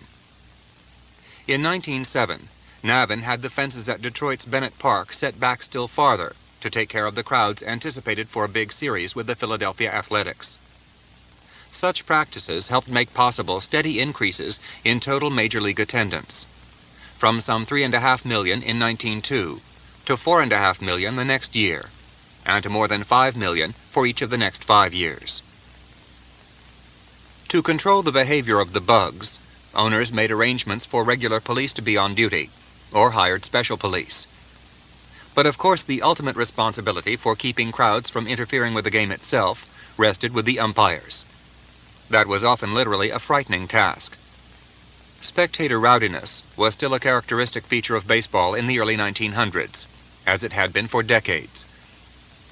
Not only were beer and sometimes wine sold inside the parks, but those beverages, as well as soft drinks, were sold in glasses and bottles that made handy projectiles. Riots and near riots were fairly common occurrences.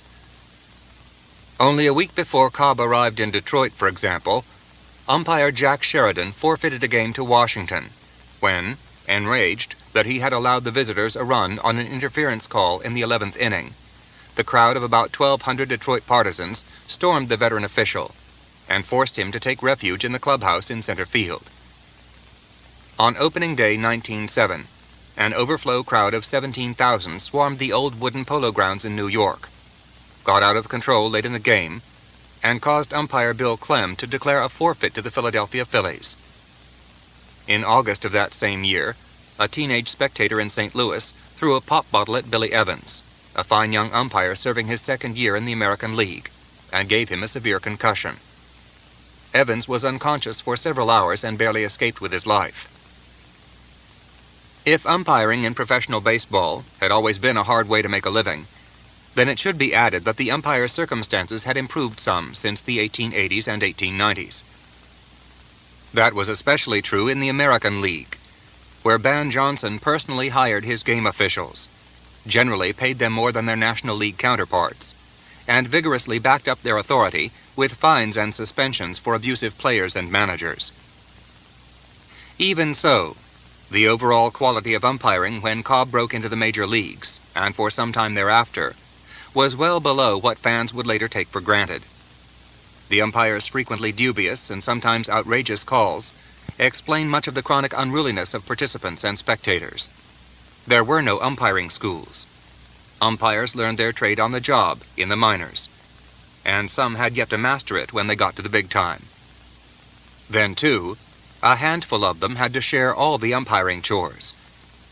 As late as 1908, each major league had only 6 umpires. Inasmuch as it was the practice to keep one man in reserve, then on a full day of 4 games per league, 3 umpires in each league would have to work their games alone. No matter how shrewd and skilled that one man might be, he could not possibly be in good position for all or even most of the plays. The procedure was for a lone umpire to remain back of home plate until a runner got on first base, then take his position behind the pitcher to call balls and strikes. If the runner advanced to second or third, he went behind the catcher again, on the principle that it was best to be there for a possible play at the plate. The hardest play to call, Billy Evans thought, was a double steal attempt, which necessitated trying to watch the action at 2 bases simultaneously. Despite its obvious insufficiency, league and club officials were long content with mostly one-umpire baseball. Not until 1909, moreover, were they willing to have more than 2 umpires work World Series games. In one respect, however, the early century umpires did an excellent job. To enable as many people as possible to get to the ballpark after work, clubs waited until 3 or 3:30 to start single games. The umpires had to keep the players hustling, especially in the spring and late summer, to get games finished before dusk. Their efforts, together with the tendency of managers in that era to make less use of relief pitchers and pinch hitters, and in general not to overmanage, kept the length of most 9-inning games well under 2 hours. In those days, it would have been hard for managers to do much manipulating of pinch hitters and pitchers anyway, because they had fewer players to manipulate than would be the case within 10 years or so. In 1905, major league rosters averaged 15 to 17 men from the May cut-down deadline until September, when expanded squads were permitted so minor leaguers could be tried out. Thus, for most of the season, a team would carry 4 outfielders, 4 or 5 infielders, 2 catchers, and only 5 or 6 pitchers. Obviously, when a pitcher started a game, he was expected to go the distance. Even the non-starting pitchers on a team were not relievers per se, but rather second liners brought in when a game seemed lost. Yet by the early 1900s, those small pitching staffs were the dominant element in the game of baseball. In 1893, a strong surge of batting had followed the lengthening of the distance between pitcher and home plate to 60 feet 6 inches. And in the century's first years, the temporary dilution of talent accompanying the emergence of a second major league caused a milder hitting outbreak. Before long, though, the pitchers regained the upper hand they would continue to hold until the 1920s. In the year Cobb came into the American League, for example, the pennant-winning Philadelphia Athletics topped the league with 617 runs scored, and the second-place Chicago White Sox allowed opponents only 443 runs. The composite earned run average for American League pitchers was 2.64. In 1905, a total of 219 shutouts and nearly 2,000 complete games were pitched in the two major leagues. 17 pitchers won at least 20 games.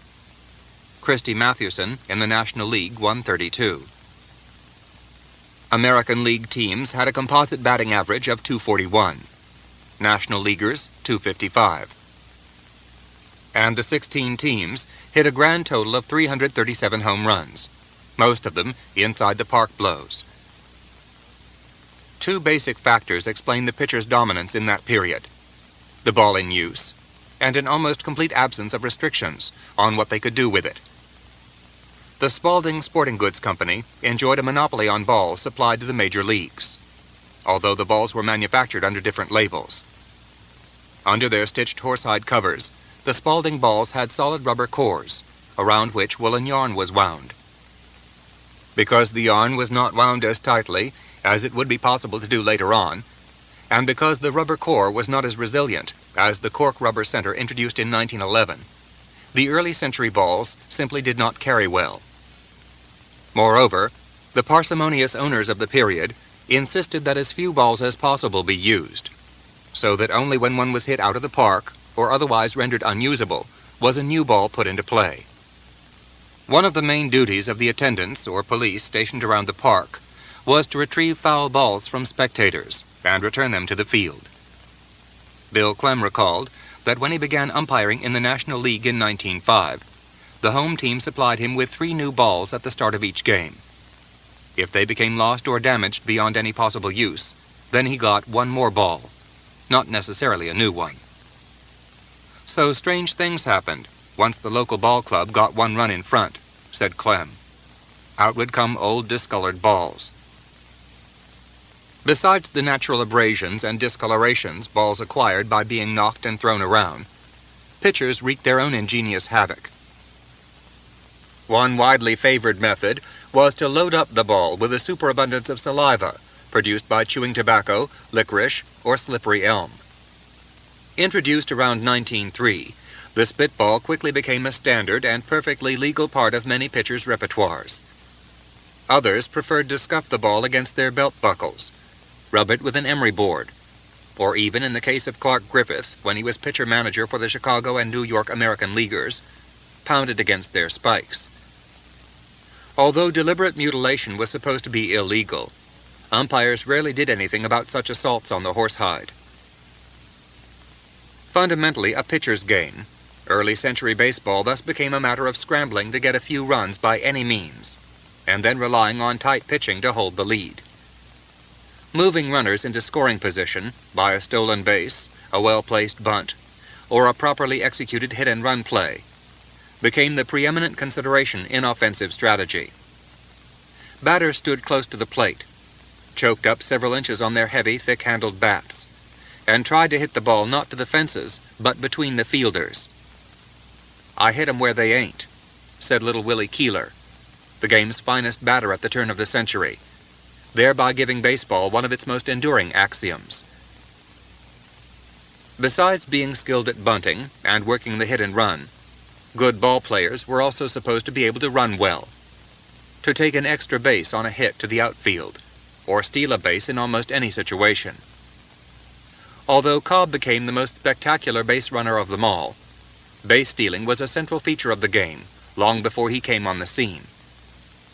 Between 1903 and 1914, total stolen bases in the two major leagues averaged close to 3,000 a year.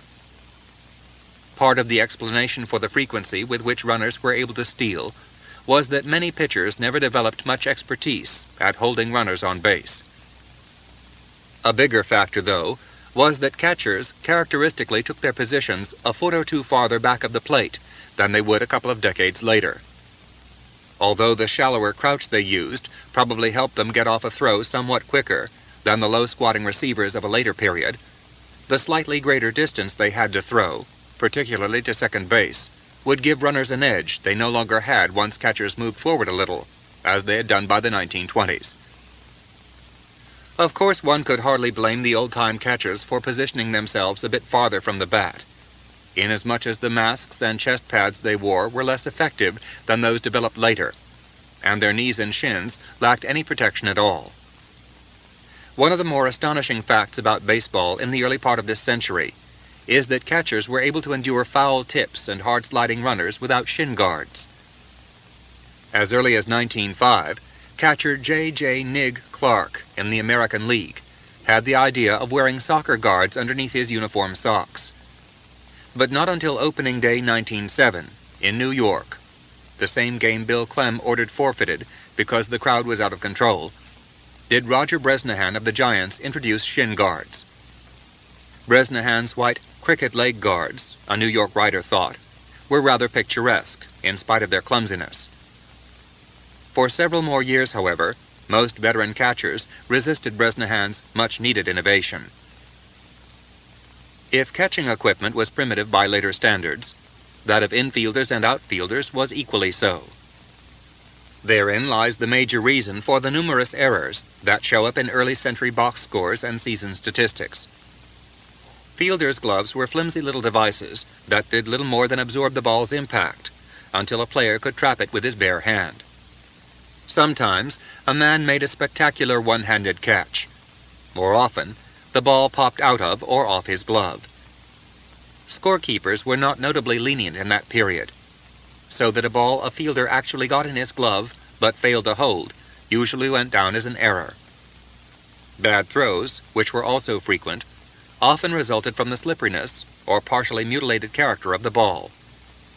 Infield and outfield conditions provide a third reason for the high number of errors in Cobb's day, especially during his early years in the majors. Unlike the well-manicured and contoured playing fields of a later generation, even big league fields early in the century characteristically had rocks, ridges, and holes that often produced strange bounces. Over the years, a gradual reduction in errors accompanied improvements in gloves and playing surfaces, and after 1920, curbs on ball tampering. Throughout Cobb's career, however, fielding remained more problematical than it became in later decades. Although it offered few home runs or high-scoring contests, the closely played, tightly pitched game of the early 1900s was enormously popular everywhere in the United States and delivered profits to most major league franchises. Not yet, though, to the Detroit Baseball and Amusement Company. The federal census of 1900 put the population of Detroit at a little under 286,000. The only smaller city in the majors was Washington. Van Johnson had reluctantly kept Detroit when he reorganized and upgraded his American League in 1901. And little had happened since then to convince him that the city would consistently support big league baseball. 3 second division finishes in a row before 1905, and a mediocre showing through most of that season thoroughly soured many Detroiters on the Tigers. For 1905, Detroit ended up last in attendance in the American League, with 193,364, and outdrew only the dreary Boston National Leaguers. Detroit offered big league baseball to bush league crowds, complained a local sports writer that summer, while a visiting Boston scribe predicted that if any further shifting of franchises took place, it is a clinch bet that Detroit will be wiped off the major league map. The owner and president of the Detroit Ball Club was William H. Yawkey, a young multimillionaire and considerable playboy, who spent much of his time in New York and left the running of the franchise to Frank Navin, the tight-fisted club secretary. Tall and corpulent, almost totally bald, although he was only in his mid-30s, Navin was a colorless, taciturn man who viewed the world impassively behind his horn-rimmed spectacles. His appearance and manner prompted some of the Tiger ball players to call him the Chinaman, behind his back. Navin pinched as many pennies as he could, with the result that he had one of the lowest payrolls in the big leagues. To be sure, nobody anywhere was drawing down a huge amount of money. In 1906, Bobby Wallace, the veteran shortstop of the St. Louis Browns, was the highest salaried player in the majors, at $6,500 annually. Navin, though, seems to have been exceptionally zealous in holding down costs. He was convinced, for example, that Sam Crawford, his top player, was worth no more than $2,700 for 1905, and he urged Crawford to accept his very liberal offer and treat the club right. At the same time, manager Bill Armour wrote outfielder Matty McIntyre that all the other Detroit players seem to realize that the club has been a losing proposition for a number of years and are willing to accept a reasonable reduction. To Bobby Lowe, a utility infielder-outfielder nearing the end of a long and frequently illustrious career, Navin maintained that $1,800 for 1905 was the very best we will do. That sum, incidentally, was also as much as Navin paid himself for 4 years. Navin may or may not have realized it, but the Tiger franchise was potentially one of the best in the majors. Detroit was in the midst of a boom that by 1910 would push its population to some 466,000, a rate of growth exceeded only by Atlanta among major American cities. The country's 13th biggest city in 1900, Detroit would be its 9th biggest 10 years later. Detroit's economic base, built on inland shipping, especially of lumber and iron ore from northern Michigan, and on the manufacture of railroad cars and wheels, stoves, shoes, pharmaceuticals, and tobacco products, took on a potent new ingredient in the early 1900s: automobiles. Possessing readily available local capital and an abundance of inventors and engineers, who also turned out to be first-rate businessmen, the area around Detroit had become by 1910 the automotive center of the United States. Within a few months after Cobb came to Detroit, the Ford Motor Company got so far behind in filling orders at its Highland Park plant that for a while it had to stop taking them. Like the other auto manufacturers in and around Detroit, Henry Ford had chronic labor shortages. In 1908, after several years of experimenting with cars of various sizes and prices, Ford inaugurated production on the Model T, which he marketed for as little as $825, within the reach of millions of middle-income Americans. The next year, William C. Durant organized Buick, Oldsmobile, Cadillac, and various other automakers into General Motors, with a capitalization of $10 million and stock that sold for $24 a share. Tyrus Cobb, awakening in Detroit on the morning of August 30th, 1905, could not have known much about the dynamic forces at work in the city he had finally reached the previous night. Nor had he had a chance to learn much about the people of the place that would be his part-time home for the next 21 years. Donning his one change of underwear, a fresh shirt and collar, and the rumpled suit he had worn for days on his way north, he had his breakfast and went out onto Detroit's wide cedar block streets.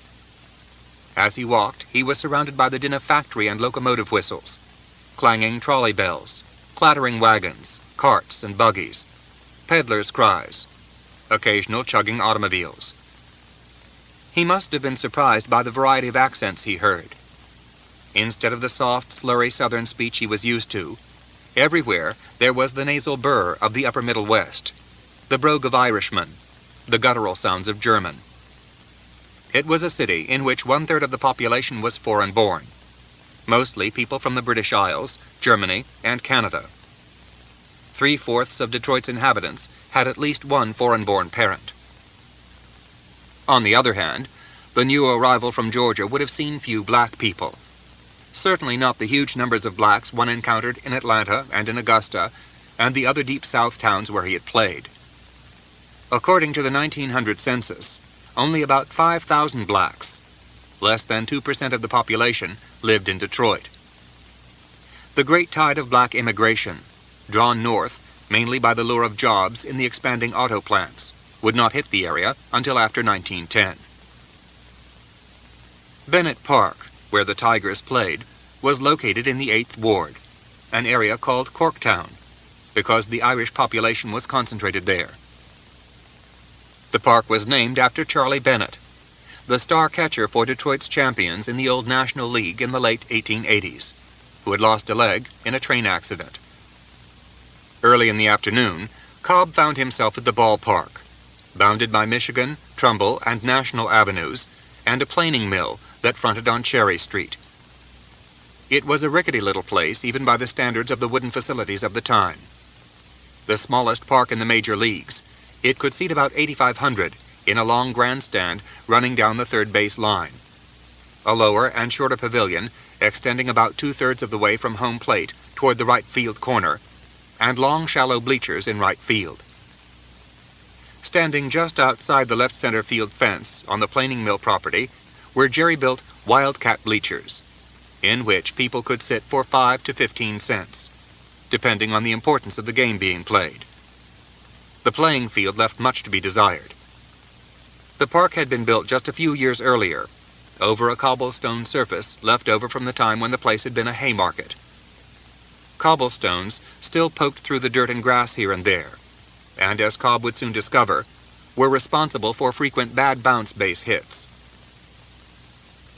Bennett Park, nonetheless, looked huge and palatial to the rookie up from the Sally League.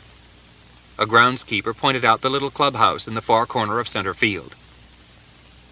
The Tiger dressing room was the only one in the place, inasmuch as at Bennett Park, as at all the other major league parks at the time, no dressing facilities existed for visiting teams.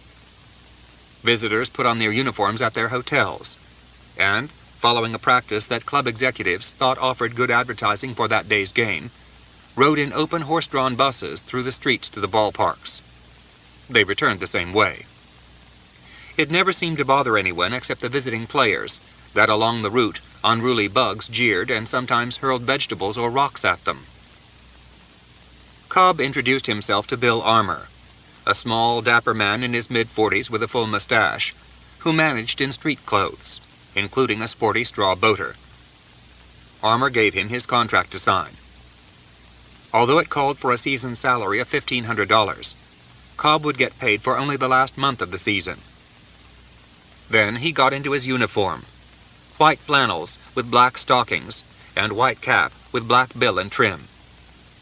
He turned up the black uniform collar and would continue to wear it that way in hot weather and cold until a decade later, when the Tigers became the last team in the big leagues to abandon collars. Proudly rubbing the black Gothic D on his left shirt front, Cobb thought the uniform the most beautiful thing I'd ever seen. In the dressing room and on the field, the accents were again unfamiliar. Most of the men Cobb had played with down south had been from that region. On this team, he learned, he was the only Southerner, and indeed one of the few in the big leagues at that early date. With a few exceptions, his teammates were from the Northeast and Middle West. Maybe 2/3 of them were of Irish ancestry, and Roman Catholics at that. As a Southerner, he had had little contact with Catholics. As a boy raised in the Southern Baptist faith, he shared a long Reformationist Protestant tradition of suspicion, if not outright hostility, toward the Church of Rome, whether or not that bias was an active part of his thinking. Even though they were all native-born Americans and all ball players, Cobb's background, and of course his youth, immediately made him an oddity on the club. Before the game that afternoon, Armour sat with Cobb on the open bench. As yet there were no dugouts at Bennett Park, and inquired about his ball playing down south. The manager told him that he was down to 2 healthy outfielders before Cobb arrived, and that he was going to start him in center field against Clark Griffith's New York Highlanders. The pitcher he would face would be Jack Chesbro, a rugged spitballer who had won a Herculean 41 games the previous year, and was having another good season in 1905. Armour tried to reassure his 18-year-old recruit that all he had to do was just stay calm and play his usual game. This was the big leagues. but he could do the job. Cobb hit fifth in the lineup. With about 1,200 people in the stands that Wednesday, the Tigers got something going on Chesborough in the bottom half of the first inning. Left fielder Matty McIntyre led off with a double, and Christian Pinky Lindsay, the Tiger first baseman, singled him home. Lindsay went to second on a sacrifice bunt by Germany Schaefer, and took third on Sam Crawford's tap back to Chesborough. While Crawford was up, Cobb drew some attention to himself on deck by swinging 3 bats at once, a practice he had started back in semi-pro ball to make the bat he hit with feel lighter. To his teammates, though, it must have looked like showing off. Cobb positioned himself at the plate in a shallow crouch, with his feet about a foot apart, knees slightly bent, the bat held well away from his body, and with his hands about 3 inches apart. Yet if he still gripped the bat the same way he had at 14, playing for the first time with the big boys, he had long since taken to sliding either of his hands up or down as the pitch came in, and then whipping his bat, 34 inches long and weighing 38 to 40 ounces, with either a slightly or fully choked grip. And whip it he did. After missing Chesborough's high first pitch and taking a curve strike, he hit a waist-high fastball into the gap in left center field, and beat center fielder Frank Hahn's throw to second base as Lindsay trotted home. That was the only hit Cobb got that day, although he walked the next time up and was out on the tail end of a double steal attempt. He also handled 2 fly balls unerringly in center field. Throughout the game, which the Tigers won 5-3 behind stout George Mullen, Cobb watched the others closely. He learned what big league caliber play was really like. I'd never dreamed that men could field and hit so wonderfully, he recalled. Such speed, class, style, speedy maneuvering, lightning thinking. And they went at it with a red-eyed determination I couldn't believe. Schaefer knocked over Norman Kid Elberfeld when the grizzled Highlander shortstop tried to block Schaefer on the base path, while rookie Frank Delahanty of New York ended the season for himself by tearing ankle tendons sliding into third. Bill Coughlin, Detroit's third baseman and captain, remonstrated so violently with Francis Silk O'Loughlin, the lone umpire, that O'Loughlin thumbed him out of the game. Cobb understood that he had reached a level where the competitors were older, smarter, tougher, and more skilled than anything he had known. The next day, Cobb was again in center field, flanked by McIntyre in left and Crawford in right. He got 2 singles in 4 times up off Jack Powell of New York, as good-natured Bill Donovan shut out the Highlanders 5-0. Kid Elberfeld officially welcomed Cobb to the big time after his first hit. Trying for a steal of second base, Cobb undertook a headfirst slide, only to have catcher John Red Kleinoff's throw beat him for the second day in a row. As he tagged the rookie, Elberfeld stuck his knee in Cobb's neck and ground his face in the dirt. With a scraped and dirty nose, Cobb got off the field as fast as he could. Armour and several of the Tigers kidded him about what was then considered a Bush League slide, and after that, Cobb rarely went into a base head first. Cobb had no part in the scoring in that game. In fact, in the 7th inning, he again demonstrated what a raw rookie he was, when trying to score on a single to center field, he ran through the hold-up sign given by Coughlin at third, and was thrown out by several feet. The mild-mannered Armour and the veterans on the team could only shake their heads. After he joined the ball club, Cobb started all 41 games that remained on the Tiger schedule. Inasmuch as he hit only .240, 36 for 150, he could hardly have been the catalyst behind the Tigers' surge in the last month of the season. Yet surge they did, winning 27 of their last 41 games, to move from 6th place and edge Boston for 3rd. Cobb's play was uneven. Sometimes he was brilliant, sometimes bumbling, sometimes foolhardy. In the second game of a Labor Day doubleheader against the pennant-contending Chicago White Sox before some 7,500, the biggest crowd in Detroit since opening day, Cobb killed a rally by making a one-handed over-the-shoulder catch in center on John Jiggs Donahue's drive. Later, he threw out Donahue as he tried to go from first to third on a single. Returning to the bench, Cobb heard his first sustained ovation in the major leagues and had to doff his cap to the crowd several times. Then the next day, in the nightcap of another doubleheader that saw the Tigers sweep the White Sox and badly damage their pennant hopes, Cobb infuriated McIntyre and almost cost his team the game when he cut in front of the left fielder and caused him to drop a fly ball. In Washington a couple of weeks later, Cobb, yet a nubbin, as a local sports writer termed him, dropped 3 flies in 2 games, and Armour had him switch positions with McIntyre. Against Cleveland at Bennett Park, though, Cobb won a game in the 9th inning from Addie Joss, one of the finest pitchers in baseball until meningitis took his life in 1911. The rookie got an infield single. His second hit off Joss was sacrificed to second and dashed all the way home on McIntyre's bounder, which the second baseman knocked down. Cobb slid past Nig Clark's tag to give the Tigers an even one-lost record for the first time since early in the season. His first home run in the majors came 9 days later at Washington. In the opener of a Saturday doubleheader loss, Cobb dropped a fly ball into the right field corner, and as the ball bounded away from Honest John Anderson, circled the bases behind Schaefer and Crawford. Raw and unpredictable though he might be, Cobb impressed those who watched him play. Paul Brusk of the Detroit Times, who wrote a weekly report on the Tigers for the tabloid Sporting Life, described him as an infant prodigy and a sensational fielder and thrower. In view of the youth's heavy family responsibilities since his father's death, Brusk thought it really wonderful that he is able to keep his gait at all.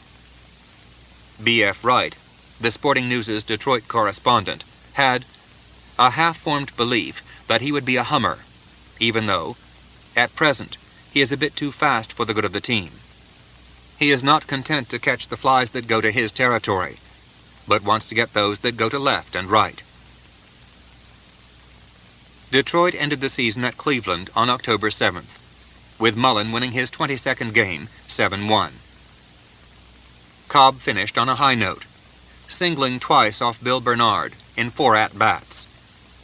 He showed he was learning how to play in the big leagues when he slammed into tiny Bill Barbeau at second base and enabled Crawford to score as the ball dribbled into the outfield. That win gave the Tigers 3rd place, their best finish since 1901. Cobb's play occasionally exasperated the rest of the Tigers, but in 1905, he encountered little overt hostility from the team except from McIntyre, who apparently disliked him almost from the beginning. Bill Donovan was fairly friendly, and Bobby Lowe and his wife had him to dinner. In later years, Cobb said that when he first broke in, manager Armour appeared to take a friendly interest in my progress, and he helped me a lot. Mostly, though, his teammates just ignored him, which was the usual practice with rookies. None of them seems to have known or cared much about his family's ordeal down in Georgia.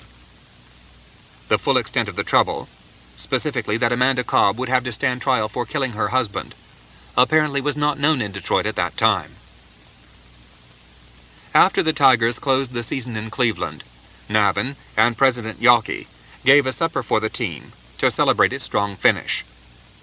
Yawkey presented a diamond-studded emblem to Armour and predicted an even better season in 1906. Plenty of champagne was on hand, and inasmuch as only Donovan and catcher Lou Drill were reported to have turned their glasses down, it is likely that Cobb tasted his first champagne on that occasion. The world was rapidly widening for the boy who, by his own account, neither cursed, drank liquor, nor used tobacco when he came to Detroit. Cobb picked up $60 to $70 from 2 games the Tigers played with Detroit area semi-pro teams right after they got back from Cleveland.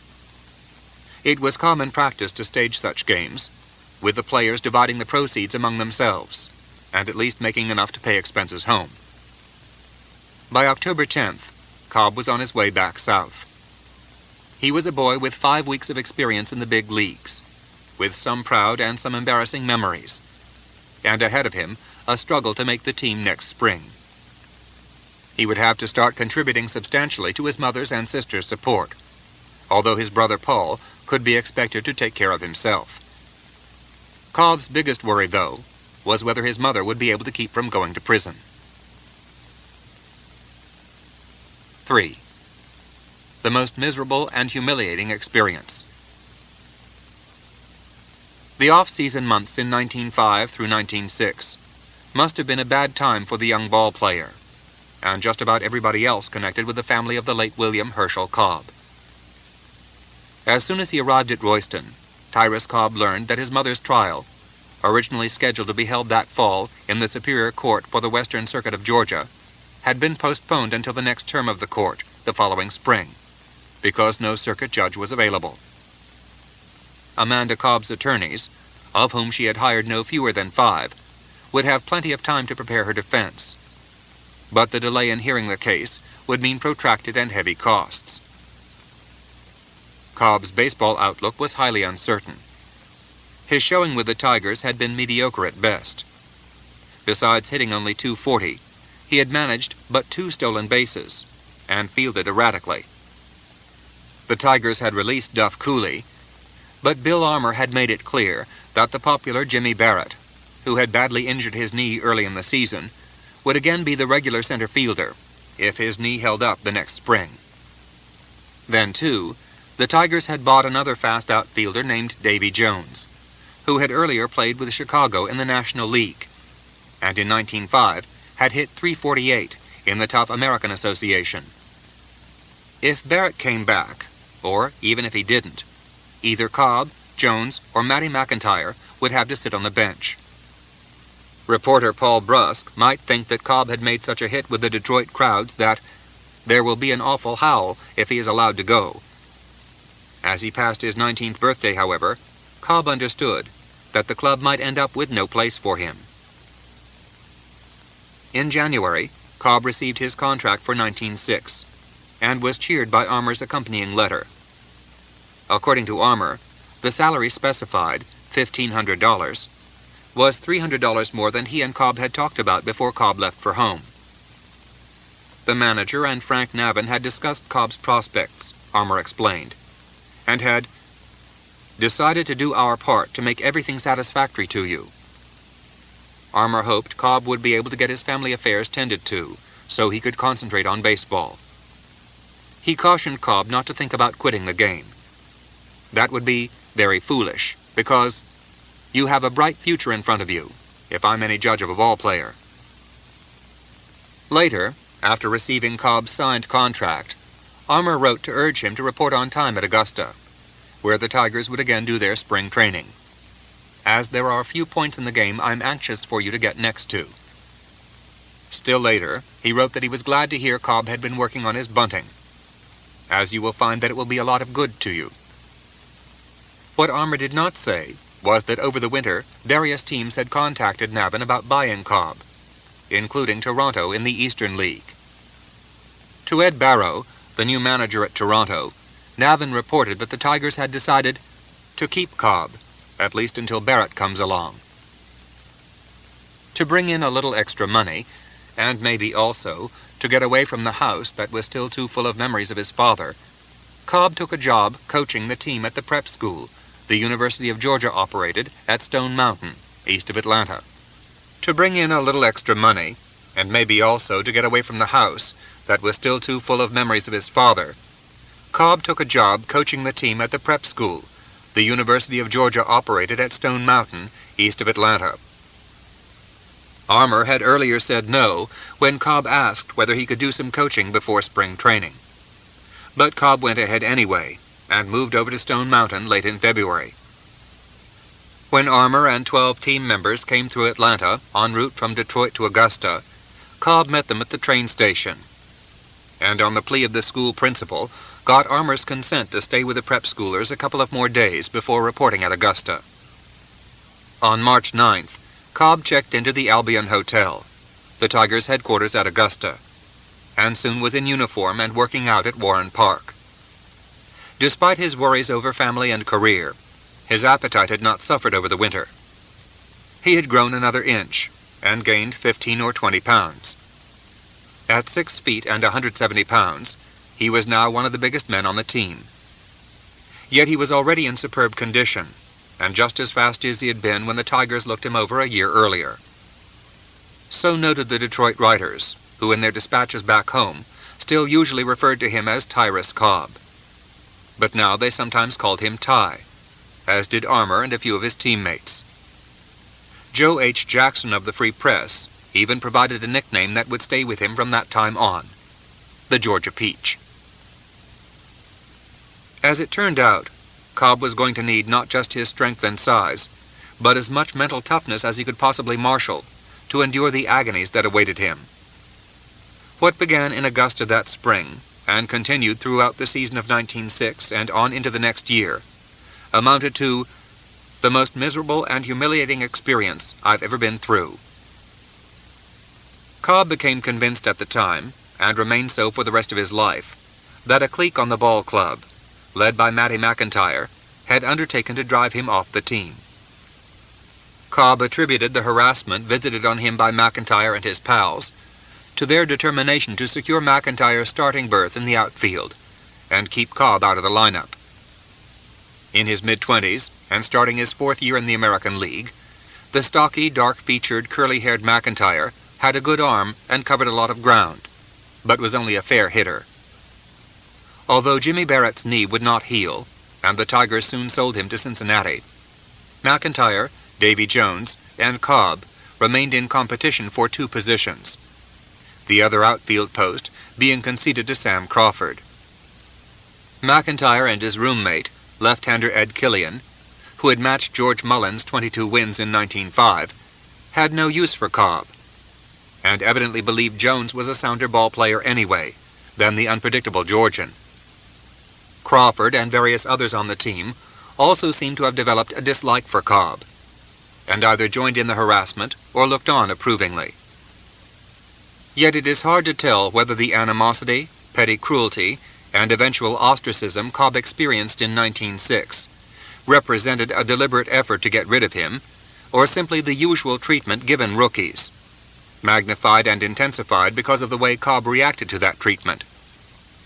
Certainly, it was the custom in that day to give newcomers something of a hard time. Most took it, patiently if not good-naturedly, and the hazing was soon over. We weren't cannibals or heathens, Crawford said many years later. We were all ball players together, trying to get along. Cobb, thought Crawford, came up with an antagonistic attitude, which in his mind turned any little razzing into a life-or-death struggle. He always figured everybody was ganging up on him. He came up from the South, you know, and he was still fighting the Civil War. As far as he was concerned, we were all damn Yankees before he even met us. Cobb, to be sure, was an extraordinarily sensitive, high-strung, and headstrong young man. Raised to be serious and intense in his purposes, he had a great deal to prove. To the father he had lost, to relatives and friends who wondered why he didn't stay at home and fulfill his new responsibilities as head of the family, to those back in Royston who still whispered about the circumstances of his father's death, to the people in Augusta who had cheered him last year but had doubts whether he could stick in the big leagues, to his Detroit teammates who'd laughed at his rawness and misplays the previous season, to just about everybody it seemed. On top of everything else, his mother's trial was coming up. Her attorneys were confident that she would be acquitted, but how could anybody be certain what a jury might do? With all that on his mind that March, the last thing Cobb needed was the kind of abuse that began not long after he reported for spring training. He may as well have been starting out with Augusta 2 years earlier for all the batting practice the regulars allowed him to take. He found it difficult to get into the one bathroom on the floor occupied by the team at the hotel, because McIntyre and Killian and the others they egged on repeatedly locked him out and kept him waiting, chilled and livid, wrapped in a towel or bed sheet. When he finished his dinner, usually eaten alone, and went out to retrieve the hat he had hung on the rack, he found the crown ripped out. As he sat in a Pullman car on the team's exhibition game jaunts, he would be hit on the back of the head by soggy, wadded-up newspapers. Finally, he found his precious ash bats, turned on Joe Cunningham's father's lathe, all sawed in two. Cobb cursed his tormentors, using words his father had told him only ignorant and uncouth men would use. They were all a bunch of cowardly Yankees, he stormed, not men enough to stand up and fight him. Manager Armour simply ignored what was happening, apparently on the assumption that it was better for his players to work things out among themselves. Bill Donovan gave Cobb some encouragement, and Davy Jones, an articulate law school graduate from Wisconsin, and subsequently a licensed pharmacist, sometimes sat and talked with him on the train rides, trying to understand this short-tempered, suspicious young Southerner. Jones soon discovered that Cobb had little sense of humor about anything, least of all about himself. Lonely, bitter, no longer trusting anybody, Cobb started carrying a pistol and sleeping with it close at hand. "I was just a mild-mannered Sunday school boy," he said many years later about that period. "But those old-timers turned me into a snarling wildcat." After Crawford ended a mild holdout, signed for $3,000, and reported in mid-March, the Detroit sports writers all assumed that Jones would play center field, while Cobb, at least for the time being, would be the extra outfielder. Armour had him on the bench for the first exhibition game against the Brooklyn Superbas, but the next day he played center field, led off with a triple off the Superbas' Mal Eason, later bunted safely, and scored 2 runs. At Charleston, however, he was twice thrown out at home by the Sally League team's rookie center fielder. Late on Friday afternoon, March 30th, after a game with Augusta at Warren Park, Cobb boarded the train for Livonia, where his mother's trial had begun a couple of hours earlier. Although Carnesville was the Franklin County seat, the work underway there on a new courthouse had necessitating holding the trial at Livonia, in the northeastern part of the county. Cobb left Augusta with the understanding that he would rejoin the team next week at Birmingham. The trial must have been an odd one. The testimony for the defense consisted wholly of Amanda Cobb's recounting how she'd been awakened by the noise of someone trying to get into her bedroom through the window, and terrified, had fired the shotgun to protect herself and her home. Solicitor General S.J. Tribble, leading the state's 4-man prosecution team, questioned her closely and at great length about the interval between the 2 shotgun blasts and other ambiguities, but apparently stayed away from the issue of infidelity. Cobb made his way through the crowd jammed into the courtroom and took a seat near the front, just as the cross-examination was ending. At 8 the next morning, the defense and prosecution summations got underway. Late that afternoon, the case went to the jury, and after about an hour of deliberation, the all-male jurors returned a verdict of not guilty on the charge of voluntary manslaughter. Cobb went to the local telegraph office and wired Armour in Augusta about the outcome of the trial, reaffirming his intention to be back with the team shortly. At least that ordeal was out of the way. In the eyes of the law, his family's name was again free of suspicion. After spending a few days with his mother and sister in Royston, and then accompanying his brother on the train to Atlanta, where freshman Paul was playing baseball for Georgia Tech and sometimes attending classes, Cobb caught up with the Tigers at Birmingham. Once again, he showed his peculiar ability to concentrate on his game and shut out everything else, getting 3 hits against the local Southern League team. In 2 subsequent games in Cincinnati, he hit and ran the bases well, and clinched his place on the team, though not as a starter. As if he had not had enough trouble so far that spring, now Cobb developed an acute case of tonsillitis. Afraid to tell Armour, lest he give the manager an excuse to get rid of him, Cobb suffered on the way north to Cincinnati and then through the games he played there. By the time the team stopped in Toledo for a couple of more exhibition dates, he was running a pretty high fever and had to go directly to bed. Swallowing had become so painful that he was trying to live on bread and milk. The next morning, with genial Germany Schaefer accompanying him, he found the hotel physician. Without anesthetic, proper surgical equipment, or much of anything else, the man went ahead anyway, cheerfully cutting away at Cobb's grossly swollen tonsils. Periodically, when the hemorrhaging in his throat threatened to suffocate him, Cobb would ask to be let up to rest a while. Exhausted and semi-conscious, he leaned on Schaefer to get back to his room so he could collapse. The next morning, though, he was in the physician's chair for more unanesthetized cutting and bleeding. A gory third session took place the morning after that, following which Cobb caught a train to Columbus, where he played 7 innings and got a hit as the Tigers beat the American Association team. With the resiliency of a youth in prime health, he soon recovered from the butchery visited on him in that hotel in Toledo. About a year later, he learned that the physician had been committed to an asylum for the insane. When the Tigers opened the 1906 American League season at Bennett Park, before a record Detroit crowd of nearly 14,000, Davy Jones was in center field, and Cobb was on the bench.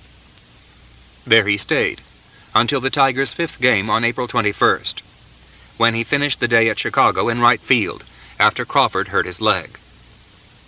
The next day, he again played for Crawford at St. Louis in the Browns' home opener, going hitless but scoring a run and executing a neat sacrifice bunt. Inasmuch as Crawford proved unable to do much more than limp to the plate for pinch-hitting assignments for the next week or so, Cobb stayed in right, trying with a fierce intensity to make the most of his break. Over-anxious and still deficient in important areas of his game, he did the wrong thing too often to suit Armour. After he booted a ground single and let in a run at St. Louis, the stylish manager had Crawford hit for him, the first of 3 times Cobb would give way to pinch hitters that year. The next day, before rain stopped an 8-inning tie with Cleveland, Cobb had his first 2-hit game of the year off Addie Joss, but also got mixed up with Jones on Joss's fly and let it fall for a double. Cobb continued to hit, though, and so frequently that when Crawford was ready to play again, Armour put Cobb in center and benched Jones. The Georgian was plainly weak against left-handers, but he slammed right-handers as well as anybody in the league. All those hours working with George Leidy back in Augusta the previous summer were paying off in various ways, most of all in making Cobb the best bunter on the Tiger Ball Club, and maybe the best hit-and-run batter as well. Armour moved him up to the lead-off spot in the batting order to take advantage of his speed. By mid-May, B.F. Wright was describing Cobb as a beardless boy of 20 who was making good with a rush, while Sporting Life's weekly American League notes termed him the most timely hitter of the Detroit club. After he made a running, juggling, over-the-head catch to save the game at the Huntington Avenue grounds in Boston, and then won it with a 2-run double in the 9th, the Free Press's reporter announced that the boy baseballist had won his job as a regular. At bat, his problems with left-handers continued. On Memorial Day, before a good crowd at Bennett Park, Chicago's Guy Doc White, a fine curve-balling lefty, as well as a licensed dentist, struck out Cobb 3 straight times. Armour finally sent up catcher Fred Payne to hit for Cobb. On and off the field, moreover, his troubles with McIntyre and other teammates persisted. The 2 outfielders refused to get together on flies hit into left center, so that several balls dropped in for needless base hits. Armour first tried benching Cobb, but with the youngster leading the team in hitting, that obviously was not sound strategy. He then put Cobb in left and benched McIntyre, finally suspending him for a few games for indifferent work. Armour was tired of the feuding on the ball club, mainly that between Cobb and McIntyre's bosom friend, Ed Killian. According to B.F. Wright in the Sporting News, McIntyre had owned up that he hated Cobb and wouldn't play with him. With Cobb on base, McIntyre made little effort to hit the ball. An opposing team's catcher told Wright that on one such occasion, McIntyre had said to him, "You don't suppose I'm going to help that blank, do you?" At the same time, commented Wright, Cobb is young and aggressive, and doubtless wears a large hat. McIntyre announced to Armour that he wanted to be traded. Armour's reply was that he would play for Detroit or nobody. Cobb had no real friends on the ball club. Edgar Willett, a handsome and promising rookie pitcher from Virginia, moved in with him for a while at the little hotel where he had lived the previous year. According to Cobb, the high-living McIntyre crowd told Willett that either he had to stop being friendly with Cobb or he was finished. Cobb tried to talk his fellow Southerner into staying, arguing that McIntyre and friends only wanted to make a beer drinker out of you, like them. But Willett moved out, and Cobb was again by himself.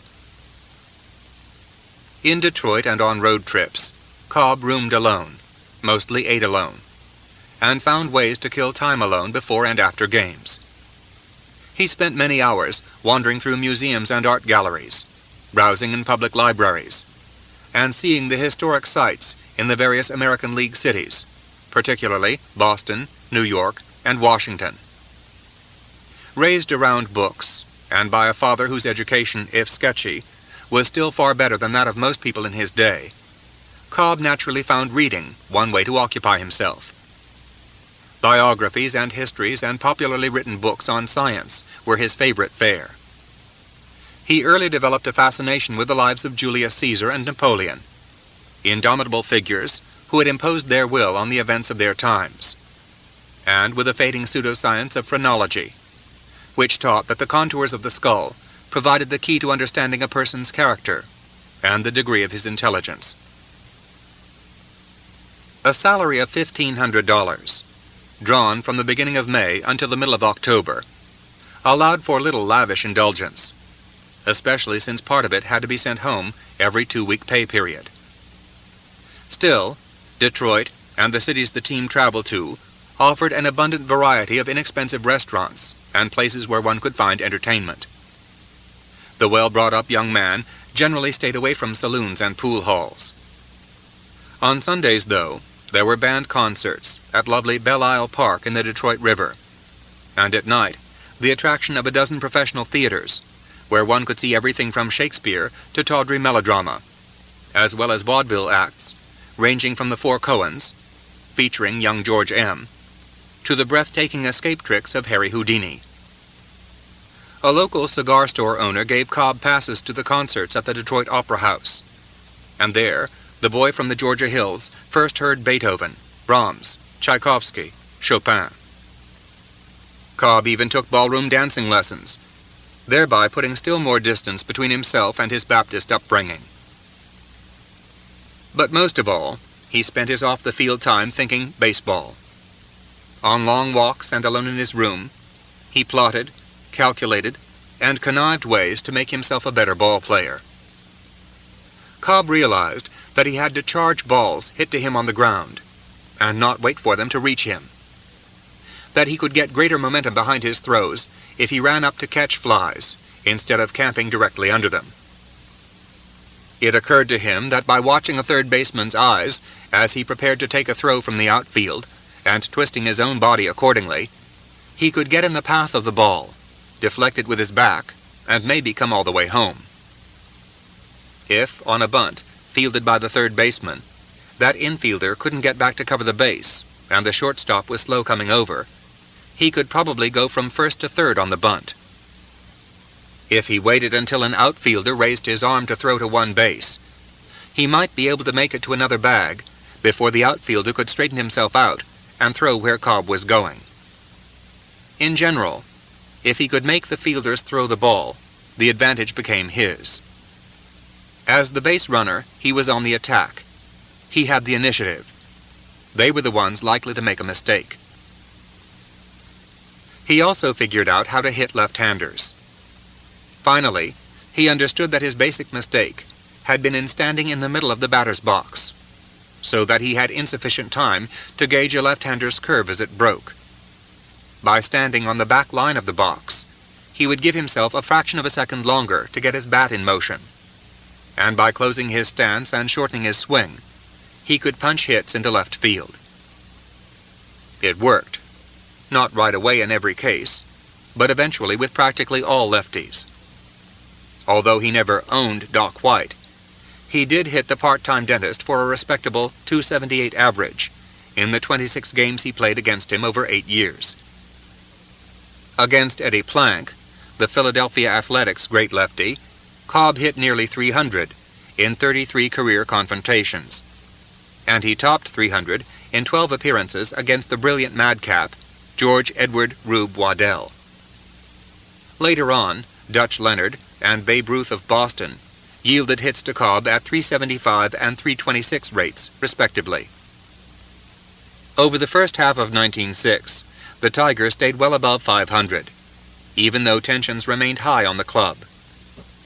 Germany Schaefer's zany antics, such as appearing at second base in a rain slicker during a drizzle at Cleveland, and sliding into every base after he pinch hit a home run out of the park at Chicago, did little to mitigate an assortment of hostilities. Besides the unabating feud between Cobb and McIntyre and Killian had grievances against the Detroit management for not paying him enough, and against his teammates for poor support in the field and at bat. Early in August, he came to Bennett Park drunk, took a bat, and partially wrecked the clubhouse, and got himself fined and left behind when the team went east.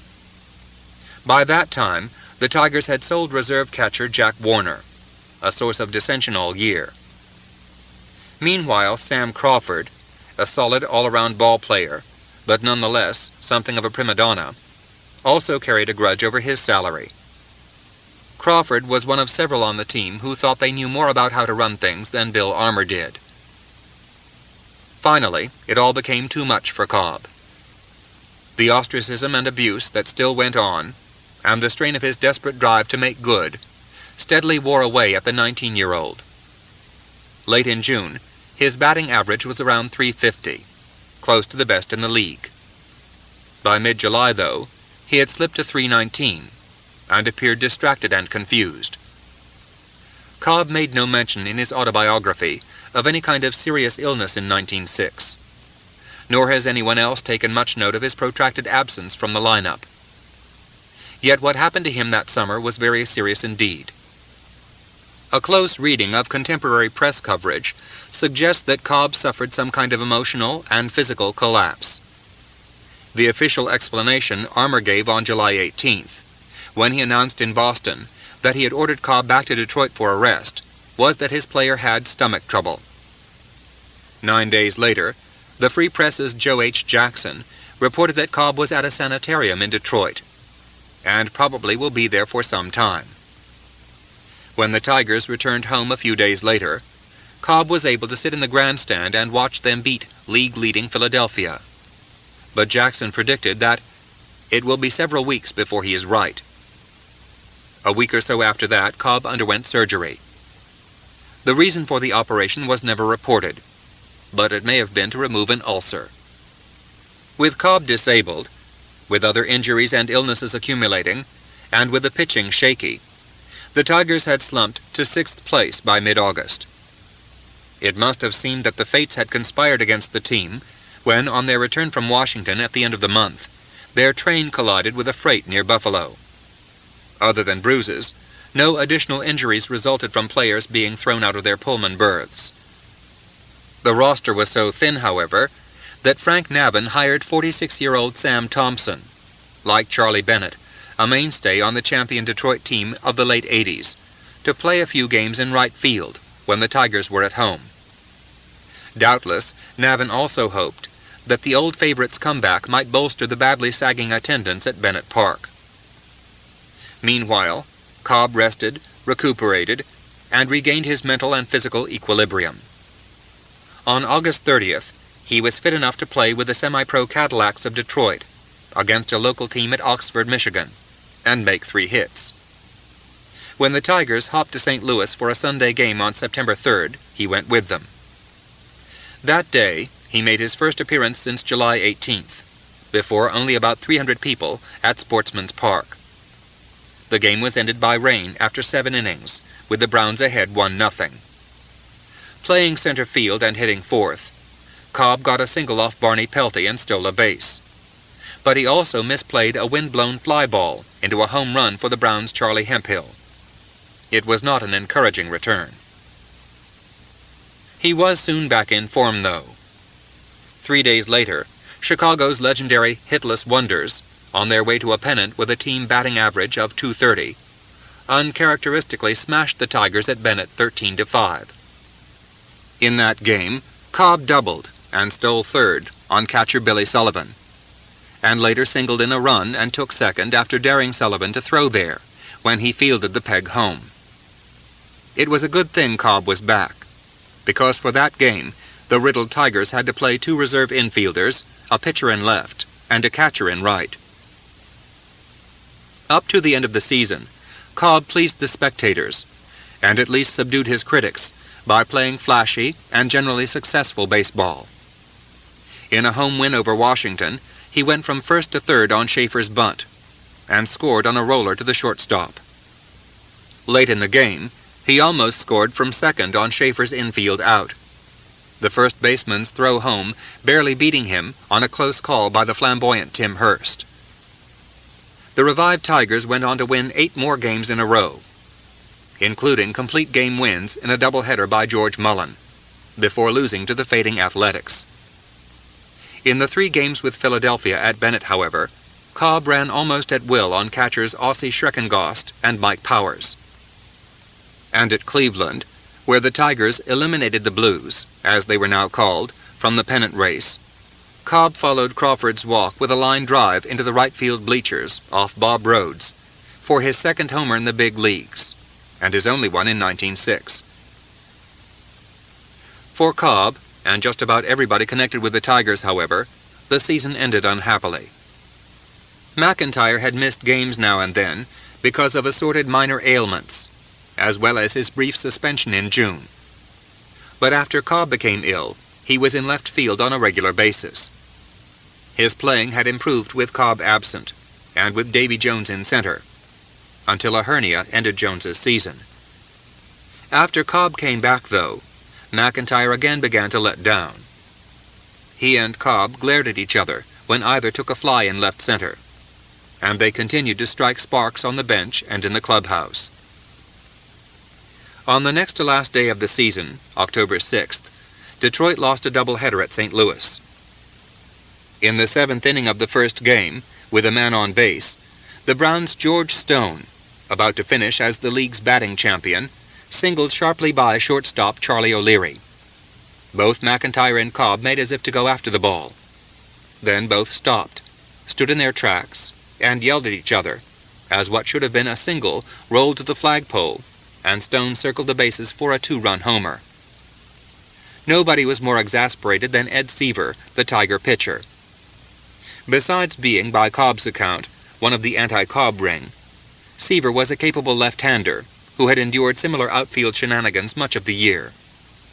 Back in the dugout, he roundly cursed Cobb, who challenged him to fight right there. But Seaver insisted he had a game to finish. After the game, they again had words until teammates intervened. That evening, in the Planter Hotel dining room, Seaver renewed the quarrel, but Cobb, according to others there at the time, just walked away. A little later, as the team prepared to catch a train for Chicago, Cobb went to the cigar counter to indulge in other of the vices he had acquired since coming to the big leagues. When Seaver again came up, Bill Donovan stepped between him and Cobb. Then Seaver went over to a corner of the lobby and began talking with McIntyre and a few other players. Cobb was standing nearby against a column, trying to overhear them, when Seaver came around the column, yelled a curse, and swung a left. Cobb blocked the punch and floored him with a right to the jaw.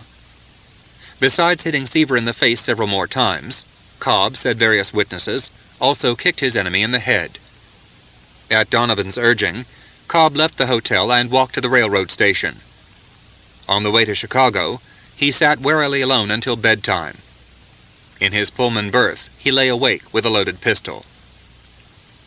Seaver, pretty badly beaten up, was not in uniform for the season-ending game at Chicago the next day.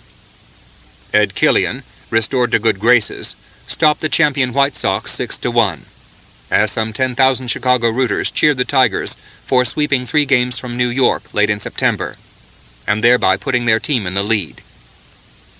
Cobb did nothing in 5 times at bat against rookie Lou Fine.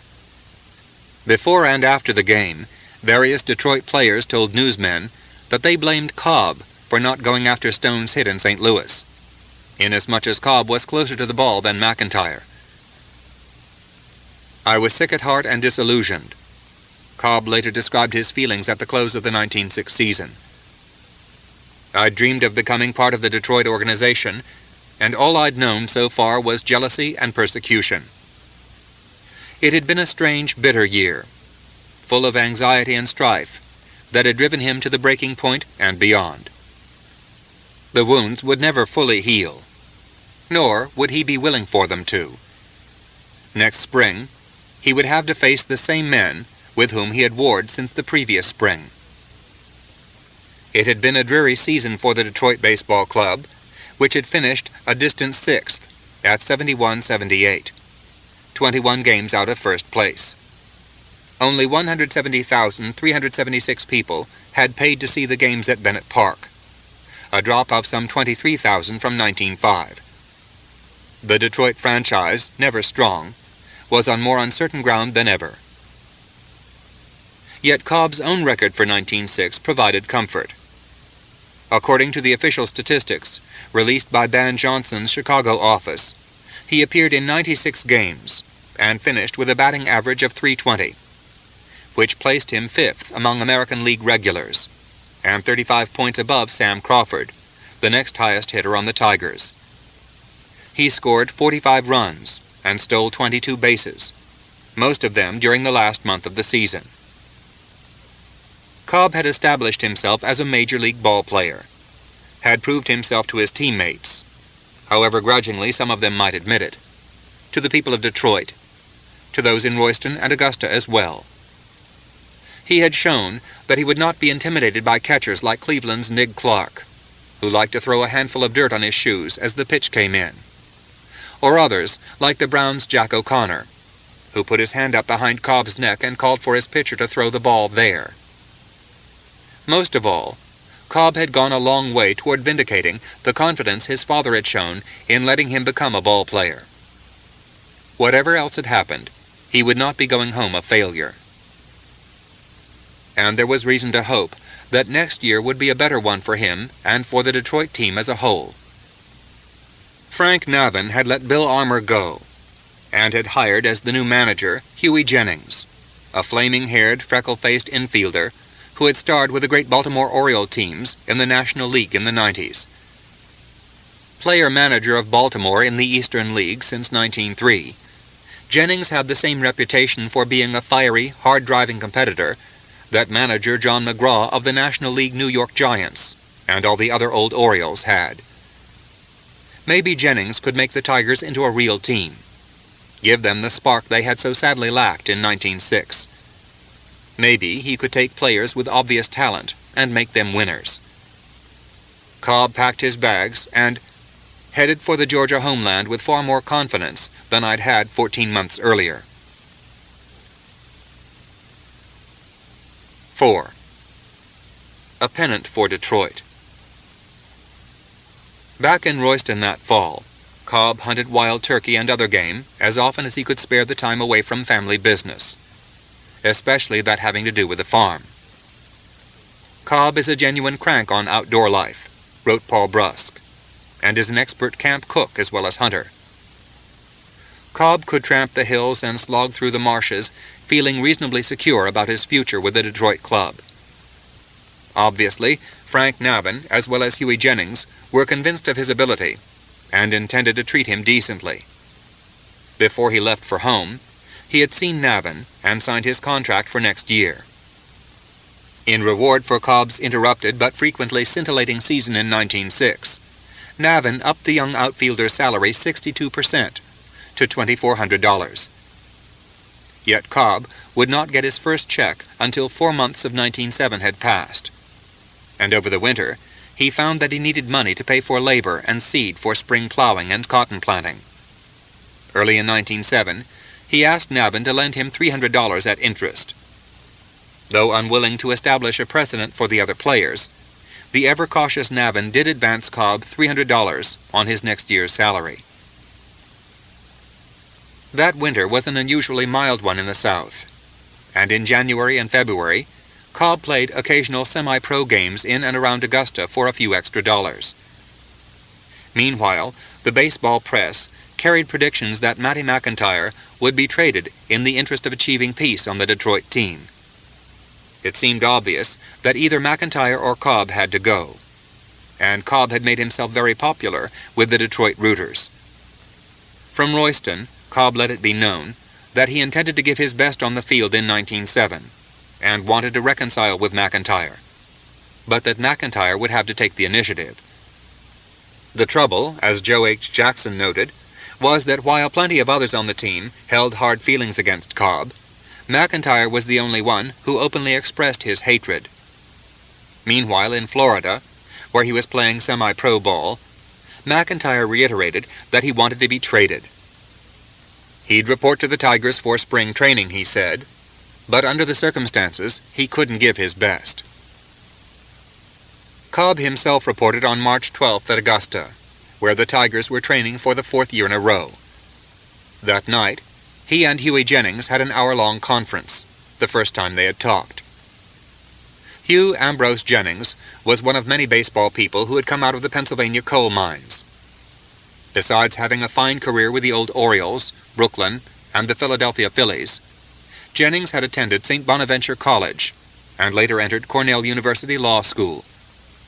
Although he never graduated, he learned enough law at Cornell to gain admission to the Maryland and Pennsylvania bars, and then go into practice in the off-season in his native Scranton. Because he had been under a player's contract while managing in the Eastern League, and because Baltimore owner Ned Hanlon wanted $5,000 for him, Frank Navin simply drafted him as a player for the $100 draft price and named him Tiger manager.